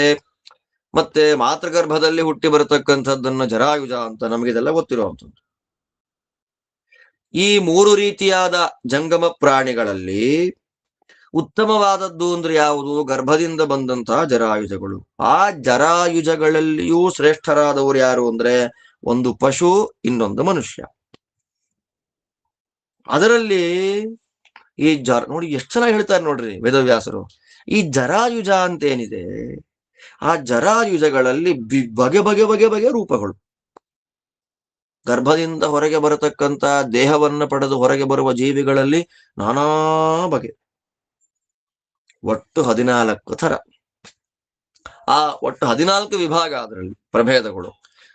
7 ಕಾಡಲ್ಲಿ ವಾಸ ಮಾಡುತ್ತೆ, 7 ಊರಲ್ಲಿ ವಾಸ ಮಾಡುತ್ತೆ. ಕಾಡಲ್ಲಿ ವಾಸ ಮಾಡೋದು ಯಾವುದು ಅಂದ್ರೆ ಸಿಂಹ, ಹುಲಿ, ಕಾಡಹಂದಿ, ಕಾಡೆಮ್ಮೆ, ಆನೆ, ಕರಡಿ, ಕೋತಿ. ಇದು ಪ್ರಧಾನವಾದದ್ದು. ಅವಾಂತರ ಬೇಕಾದಷ್ಟಿದೆ ಇರ್ಲಿ. ಸಿಂಹ, ಹುಲಿ, ಕಾಡಹಂದಿ, ಕಾಡೆಮ್ಮೆ, ಆನೆ, ಕರಡಿ ಮತ್ತು ಕೋತಿಗಳು ಕಾಡಿನಲ್ಲಿ ವಾಸ ಮಾಡತಕ್ಕಂಥವುಗಳು ಅಂತ ಪ್ರಸಿದ್ಧವಾಗಿದೆ. ಇನ್ನು ಊರಲ್ಲಿ ವಾಸ ಮಾಡೋದು ಅಂತ ಪ್ರಸಿದ್ಧವಾದ ಪ್ರಾಣಿಗಳು ಯಾವುದು? ಹಸು, ಅಜ ಆಡು, ಮನುಷ್ಯ, ಮೇಷ ಕುರಿ, ಕುದುರೆ, ಹೆಸರುಕತ್ತೆ, ಕತ್ತೆ. ಈ 7 ಪಶುಗಳು ಊರಲ್ಲಿ ವಾಸ ನೋಡಿ. ಈ 7 ಪಶುಗಳಲ್ಲಿ ಮನುಷ್ಯ ಪಶುವನ್ನು ಸೇರಿಸಿದ್ದಾರೆ. ನಾವು ಪಶುಗಳೇ. ಕಾಡಲ್ಲಿ ವಾಸ ಮಾಡುವುದು 7: ಹಸು, ಆಡು, ಮನುಷ್ಯ, ಕುರಿ, ಕುದುರೆ, ಹೆಸರಕತ್ತೆ, ಕತ್ತೆ. ಕುದುರೆಗೂ ಕತ್ತೆಗೂ ಸಂಯೋಗ ಮಾಡಿದಾಗ ಹೊರಗೆ ಬರತಕ್ಕಂಥದ್ದು ಹೆಸರಕತ್ತೆ ಅಂತ ಒಂದು ವಾದ ಇದೆ. ಇರ್ಲಿ, ಒಟ್ನಲ್ಲಿ ಆ 7 ಪಶುಗಳನ್ನ ಊರಲ್ಲಿ ವಾಸ ಮಾಡುವುದು ಅಂತ. ಒಟ್ಟು ಯಜ್ಞಕ್ಕೆ ಬೇಕಾದ ಉಪಯೋಗವಾಗುವ ಪಶುಗಳು ಈ 14. ಯಜ್ಞಗಳಿಗೆ ಉಪಯೋಗವಾಗುವಂತಹ ಪದಾರ್ಥಗಳು ಈ 14ರಲ್ಲಿ 7 ನೋಡಿ. ಅದರಲ್ಲಿ ಸಿಂಹ, ಹುಲಿ, ಕಾಡಹಂದಿ, ಕಾಡೆಮ್ಮೆ, ಆನೆ, ಕರಡಿ, ಕೋತಿ ಇದೆಲ್ಲ ಯಜ್ಞಕ್ಕೆ ಉಪಯೋಗವಾಗತಕ್ಕಂತಹ ಪ್ರಾಣಿ ವಿಶೇಷ ಅಂತ ಹೇಳ್ತಾರೆ. ಅದ್ ನೋಡ್ಬೇಕಾಗತ್ತೆ ಎಲ್ಲೆಲ್ಲಿ ಏನೇನು ಕಥೆ ಅಂತ. ಇರ್ಲಿ, ಈ ಊರಲ್ಲಿ ವಾಸ ಮಾಡುವಂತಹ 7 ಪಶುಗಳಿದ್ದಾರಲ್ಲ, ಅವುಗಳಲ್ಲಿ ಶ್ರೇಷ್ಠವಾದ ಪಶು ಪ್ರಾಣಿ ಅಂದ್ರೆ ಮನುಷ್ಯ. ಈ ಕಾಡಲ್ಲಿ ವಾಸ ಮಾಡತಕ್ಕಂತಹ ಪಶು ಅಂತ ಹೇಳಿದ್ರಲ್ಲ, ಆ ಕಾಡಿನಲ್ಲಿ ವಾಸ ಮಾಡತಕ್ಕಂತಹ ಪ್ರಾಣಿಗಳಲ್ಲಿ ಅತ್ಯಂತ ಶ್ರೇಷ್ಠವಾಗಿರತಕ್ಕಂತಹ ಪಶು ಅಂದ್ರೆ, ಪ್ರಾಣಿ ಅಂದ್ರೆ ಅದು ಸಿಂಹ. ಒಟ್ನಲ್ಲಿ ಬದುಕೋದು ಹೆಂಗ್ ಗೊತ್ತಾ? ಎಲ್ಲ ಪ್ರಾಣಿಗಳು ಇನ್ನೊಂದು ಪ್ರಾಣಿಯನ್ನ ಡಿಪೆಂಡ್ ಮಾಡ್ಕೊಂಡೇ ಬದುಕತ್ತೆ. ತುಂಬಾ ಚೆನ್ನಾಗಿ ಹೇಳ್ತಾರೆ. ಅನ್ಯೋನ್ಯೇನಾಭಿಜೀವನಂ ಜೀವಾ ಜೀವಸ್ಯ ಜೀವನಂ, ಭಾಗವತದಲ್ಲಿ ಬಂದ ಮಾತು. ಜೀವೋ ಜೀವಸ್ಯ ಜೀವನಂ. ಅಷ್ಟೇ, ಪರಸ್ಪರವಾಗಿ ಒಂದು ಪ್ರಾಣಿಯ ಶರೀರ ಅಥವಾ ಒಂದು ಪ್ರಾಣಿಯ ಶರೀರದಿಂದ ಹೊರಗೆ ಬಂದ, ಶರೀರ ಅಂದ್ರೆ ಶರೀರದಿಂದ ಹೊರಗೆ ಬಂದ ಪದಾರ್ಥವನ್ನು ಶರೀರ ಅಂತಲೇ ಉಪಚಾರದಿಂದ ಕರೆಯುವ ರೂಢಿ. ಹಸುವಿನಿಂದ ಹೊರಗೆ ಬಂದ ಹಾಲು, ತುಪ್ಪ, ಬೆಣ್ಣೆ ನಮ್ಗೆ ಆಹಾರ ಅಲ್ವಾ? ಹಾಗೆ ಲೆಕ್ಕ. ಇರ್ಲಿ, ಸಕಲ ಪ್ರಾಣಿಗಳ ಜೀವನ ಆಗೋದು ಹೇಗೆ? ಬೇರೆ ಪ್ರಾಣಿಯಿಂದ. ಅದರಲ್ಲಿ 4 ರೀತಿಯಾಗಿರ್ತಕ್ಕ ಜೀವರಾಶಿಗಳು ಅಂತ ಹೇಳಿದ್ದು ಯಾವುದರಲ್ಲಿ? ಜಂಗಮ ಸ್ಥಾವರಗಳಲ್ಲಿ. ಅದರಲ್ಲಿ ಅಂಡಜ, ಸ್ವೇದಜ, ಜರಾಯುಜ ಅದನ್ನು 3 ಹೇಳಾಯ್ತು. ಅದರಲ್ಲಿ ಜರಾಯುಜ ಶ್ರೇಷ್ಠ ಅಂತ ಹೇಳಿ ಅದರಲ್ಲಿ 14 ವಿಭಾಗ ಅಂತ ಮಾಡಿ, ಅದರಲ್ಲಿ ಒಂದು ಕಡೆಯಲ್ಲಿ ಗ್ರಾಮ್ಯ ಪಶುಗಳಲ್ಲಿ ಮನುಷ್ಯ, ವನ್ಯ ಪಶುಗಳಲ್ಲಿ ಸಿಂಹ ಉತ್ತಮ ಅಂತ ಮಾಡಿದ್ದಾಯ್ತು. ಈಗ ಇನ್ನೊಂದಿದೆ, ಬೀಜದಿಂದ ಉದ್ಭಿಜ ಅಂತ ಸ್ಥಾವರಗಳಲ್ಲಿ. ಅದನ್ನ ಬೀಜ ಒಡೆದು ಅಂದ್ರೆ ಭೂಮಿಯನ್ನ ಸೀಳಿಕೊಂಡು ಬರತಕ್ಕಂಥ ಪ್ರಾಣಿ ವಿಶೇಷ ಏನಿದೆ ಅದನ್ನ ಸ್ಥಾವರ ಅಂತ ಕರೀತಾರೆ. ಅದರಲ್ಲಿ 14 ಜಾತಿ ಅಲ್ಲ, 5 ಜಾತಿ. ಪಂಚೈವ ಜಾತಿ, 5 ಜಾತಿ. ಯಾವುದು? ವೃಕ್ಷ, ಮರಗಳು. ಗುಲ್ಮ, ಗುಲ್ಮ ಅಂದ್ರೆ ನಾನಾ ಮರಗಳೆಲ್ಲ ಸೇರಿ ಒಟ್ಟಿಗೆ ಒಂದು ಪೊದೆ ಅಂತ ಆಗ್ಬಿಡತ್ತಲ್ಲ, ಅದು ಗುಲ್ಮ. ಇನ್ನೊಂದು ಲತಾ, ಲತೆಗಳು, ಬಳ್ಳಿಗಳು. ಮತ್ತೆ ಲತಾ ವಲ್ಯ ಅಂತ, ವಲ್ಲಿ ಲತೆ ಎರಡು, ಅದೆರಡು ಸೇರಿ ಒಂಜಾತಿ ಅಂತ ಮಾಡಿದ್ದಾರೆ. ಬಳ್ಳಿಗಳು, ಲತೆಗಳು ಅದೆರಡೂ ಸೇರಿ ಒಂಜಾತಿ ಅಂತ. ಅದಾದ್ಮೇಲೆ ವೃಕ್ಷ, ಗುಲ್ಮ, ಲತಾ, ಅದಾದ್ಮೇಲೆ ವಲ್ಲಿ, ತ್ವಕ್ಸಾರಾಹ. ತ್ವಕ್ ಮರಗಳ ತೊಗಟೆ, ಗಂಧ ಅಂತ ನೋಡ್ತೀವಲ್ಲ ಈಗ, ಅದು ಒಳಗಿನ ಸಾರ. ತ್ವಕ್ಸಾರ ಮರದ ಮೇಲಿನಿಂದ ಕಿತ್ತಿದಾಗ ತೊಗಟೆ ಅಂತ ಬರುತ್ತಲ್ಲ, ಅದು 4ನೇದ್ದು. 5ನೇದ್ದು ಯಾವುದು? ತೃಣಜಾತಯ, ಹುಲ್ಲಿನ ಜಾತಿಗೆ ಸೇರಿದ ಜೀವರುಗಳು. ಒಂದು ಮರಗಳು, ಗುಲ್ಮ ಅಂದ್ರೆ ಪೊದೆಗಳು, ಲತಾ ವಲ್ಲಿಗಳು, ತ್ವಕ್ಸಾರಗಳು ತೊಗಟೆಗಳು. 5ನೇದ್ದು ಯಾವುದು? ತೃಣ, ಹುಲ್ಲು ಜಾತಿಗೆ ಸೇರಿದ ಪ್ರಾಣಿ ಜೀವರುಗಳು. ಅವಾಗಲೇ ಹೇಳಿದ 14 ಸಿಂಹ, ವ್ಯಾಘ್ರ, ವರಾಹ, ಕಾಡೆಮ್ಮೆ, ಆನೆ, ಕರಡಿ, ಕೋತಿ 7, ಗೋವು, ಮೇಕೆ, ಮನುಷ್ಯ, ಕುರಿ, ಕುದುರೆ, ಹೆಸರುಗತ್ತೆ, ಕತ್ತೆ 14 ಆಯ್ತಲ್ಲ. ಆ 14ಕ್ಕೆ ಈ 5 ಸೇರಿಸ್ಬೇಕೀಗ. ಯಾವುದು? ಮರ, ವೃಕ್ಷ, ಗುಲ್ಮ, ಲತಾವಲ್ಲಿ, ತ್ವಕ್ಸಾರ, ತೃಣ. 14ಕ್ಕೆ 5 ಸೇರಿಸಿದ 19 ಆಯ್ತು. ಈ 19ಕ್ಕೆ ಪೃಥ್ವಿ, ಅಪ್, ತೇಜಸ್ಸು, ವಾಯು, ಆಕಾಶ ಪಂಚಮಹಾಭೂತಗಳನ್ನ ಸೇರಿಸ್ರಿ.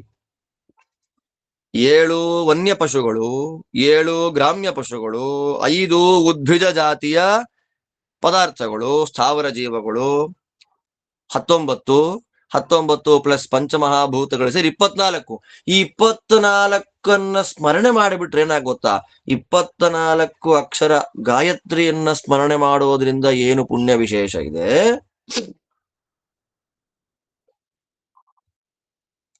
ಅದೇ ಪುಣ್ಯ ವಿಶೇಷ ಈ 24ರ ಸ್ಮರಣೆ ಮಾಡೋದ್ರಿಂದ ಬರುತ್ತೆ. ಪಂಚಮಹಾಭೂತಗಳ ಸ್ಥಾವರ ಜಂಗಮ ಜೀವಗಳ ಸ್ಮರಣೆಯನ್ನ ಮಾಡಿಬಿಟ್ರೆ ನಮಗದು ಬರುತ್ತೆ.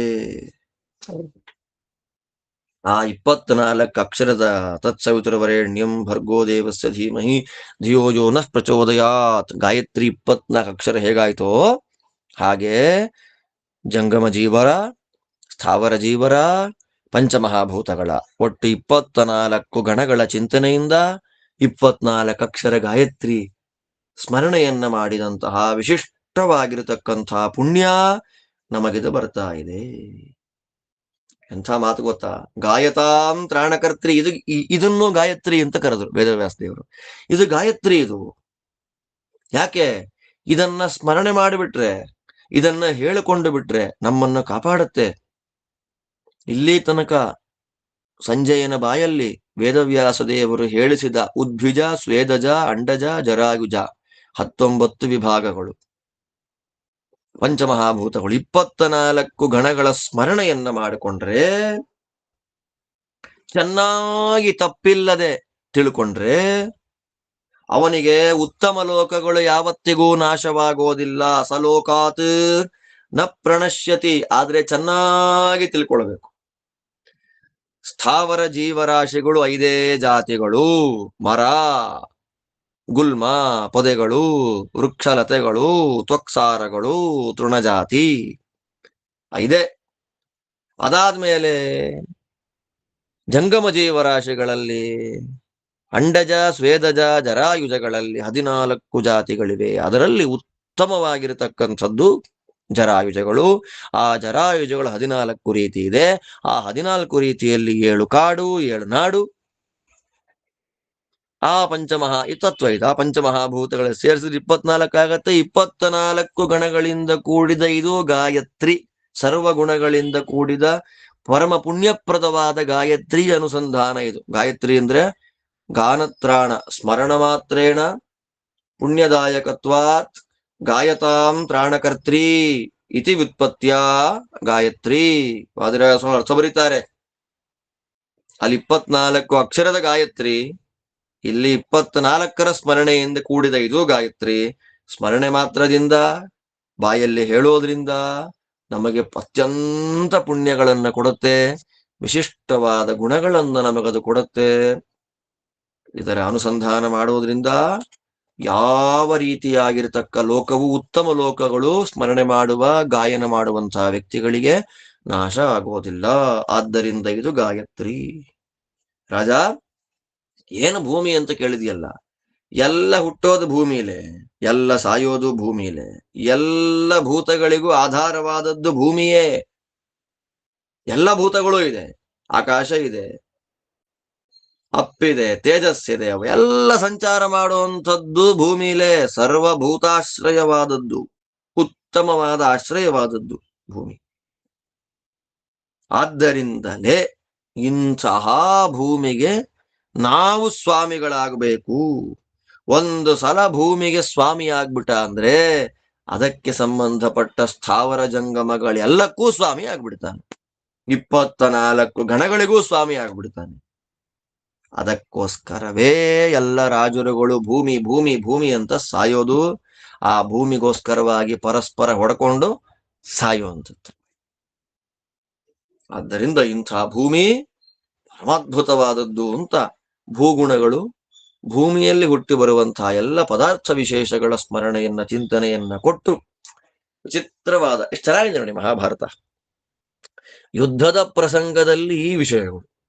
ಅದಕ್ಕೆ ವೇದವ್ಯಾಸ ದೇವರಿಗೆ ವೇದವ್ಯಾಸರೇ ಸಾಟಿ ಅನ್ನೋದು ನಾನು ಹೇಳಿ ಮುಗಿಸ್ತಾರೆ. ಅಲ್ಲಿಂದ ಇನ್ನು ಮುಂದಕ್ಕೆ ಜಂಬೂಖಂಡ ಹೇಗೆ ನಿರ್ಮಾಣ ಆಯಿತು ಅನ್ನೋದರ ಬಗ್ಗೆ, ಆ ಭೂಮಿಯ ಗುಣಗಳು, ಇಲ್ಲಿರುವಂತಹ ಪ್ರದೇಶ ವಿಶೇಷಗಳು ಎಲ್ಲವೂ, ಪಂಚಮಸ್ಕಂದ ಭಾಗವತವನ್ನ ವಿಸ್ತಾರವಾಗಿ ಕೇಳಿದವರಿಗೆ ಟೆನ್ಷನ್ ಇಲ್ಲ. ಪಂಚಮಸ್ಕಂದ ಭಾಗವತದಲ್ಲಿ ಏನೇನು ವಿಶೇಷ ವಿಷಯಗಳು ಬಂದಿದೆ ಅದನ್ನೇ ಸಂಕ್ಷೇಪ ಮಾಡಿ ಇಲ್ಲಿ ಹೇಳ್ತಾರೆ. ಅದೆಲ್ಲವನ್ನು ಮತ್ತೆ ನಾಳೆ ನೋಡೋಣ ಅಂತ ಹೇಳ್ತಾ, ಇತಿ ಶ್ರೀಮನ್ ಮಹಾಭಾರತೆ ಶತಸಹಸ್ರಿಕಾಯಾಂ ಸಂಹಿತಾಯಾಂ ವೈಯಾಸಿಕ್ಯಾಂ ಭೀಷ್ಮ ಪರ್ವಣಿ ಪಂಚಮೋಧ್ಯಾಯ ಜಂಬೂಖಂಡ ನಿರ್ಮಾಣ ಪರ್ವಣಿ ಪಂಚಮೋಧ್ಯಾಯ. ಇಲ್ಲಿಗೆ ಭೂಮಿಯ ಗುಣಗಳನ್ನ ವಿಶೇಷವಾಗಿ ನಿರೂಪಣೆ ಮಾಡ್ತಾ ಇದ್ದಾನೆ ಸಂಜಯ ಅನ್ನುವಲ್ಲಿಗೆ ಶ್ರೀಮದ್ ವೇದವ್ಯಾಸ ವಿರಚಿತ 1,00,000 ಶ್ಲೋಕಾತ್ಮಕ ಶ್ರೀಮನ್ ಮಹಾಭಾರತ ಸಂಹಿತಾದಲ್ಲಿ ಭೀಷ್ಮ ಪರ್ವದಲ್ಲಿ 5ನೇ ಅಧ್ಯಾಯ ಮುಗಿಯುತ್ತೆ. ಇದರ ಜೊತೆಯಲ್ಲೇ ಜಂಬೂಖಂಡ ನಿರ್ಮಾಣ ಪರ್ವದಲ್ಲೂ ಕೂಡ 5ನೇ ಅಧ್ಯಾಯ ಜೊತೆಯಲ್ಲಿ ಇವತ್ತಿನ ಪಾಠವು ಮುಗಿತಾ ಇದೆ. ಇನ್ನು ಉಳಿದ ಎಲ್ಲ ಭಾಗವನ್ನು ಮತ್ತೆ ನಾಳೆ ಅನುಸಂಧಾನ ಮಾಡೋಣ ಅಂತ ಹೇಳ್ತಾ ಇವತ್ತಿನ ಪಾಠ ಮುಗಿಸ್ತಾ ಇದ್ದೇನೆ. ನಿಮ್ಮೆಲ್ಲರಿಗೂ ಭಗವಂತ ಒಳ್ಳೇದು ಮಾಡಲಿ. ಮತ್ತೆ ನಾಳೆ ನೋಡೋಣ. ಶ್ರೀಕೃಷ್ಣಾರ್ಪಣಮಸ್ತು.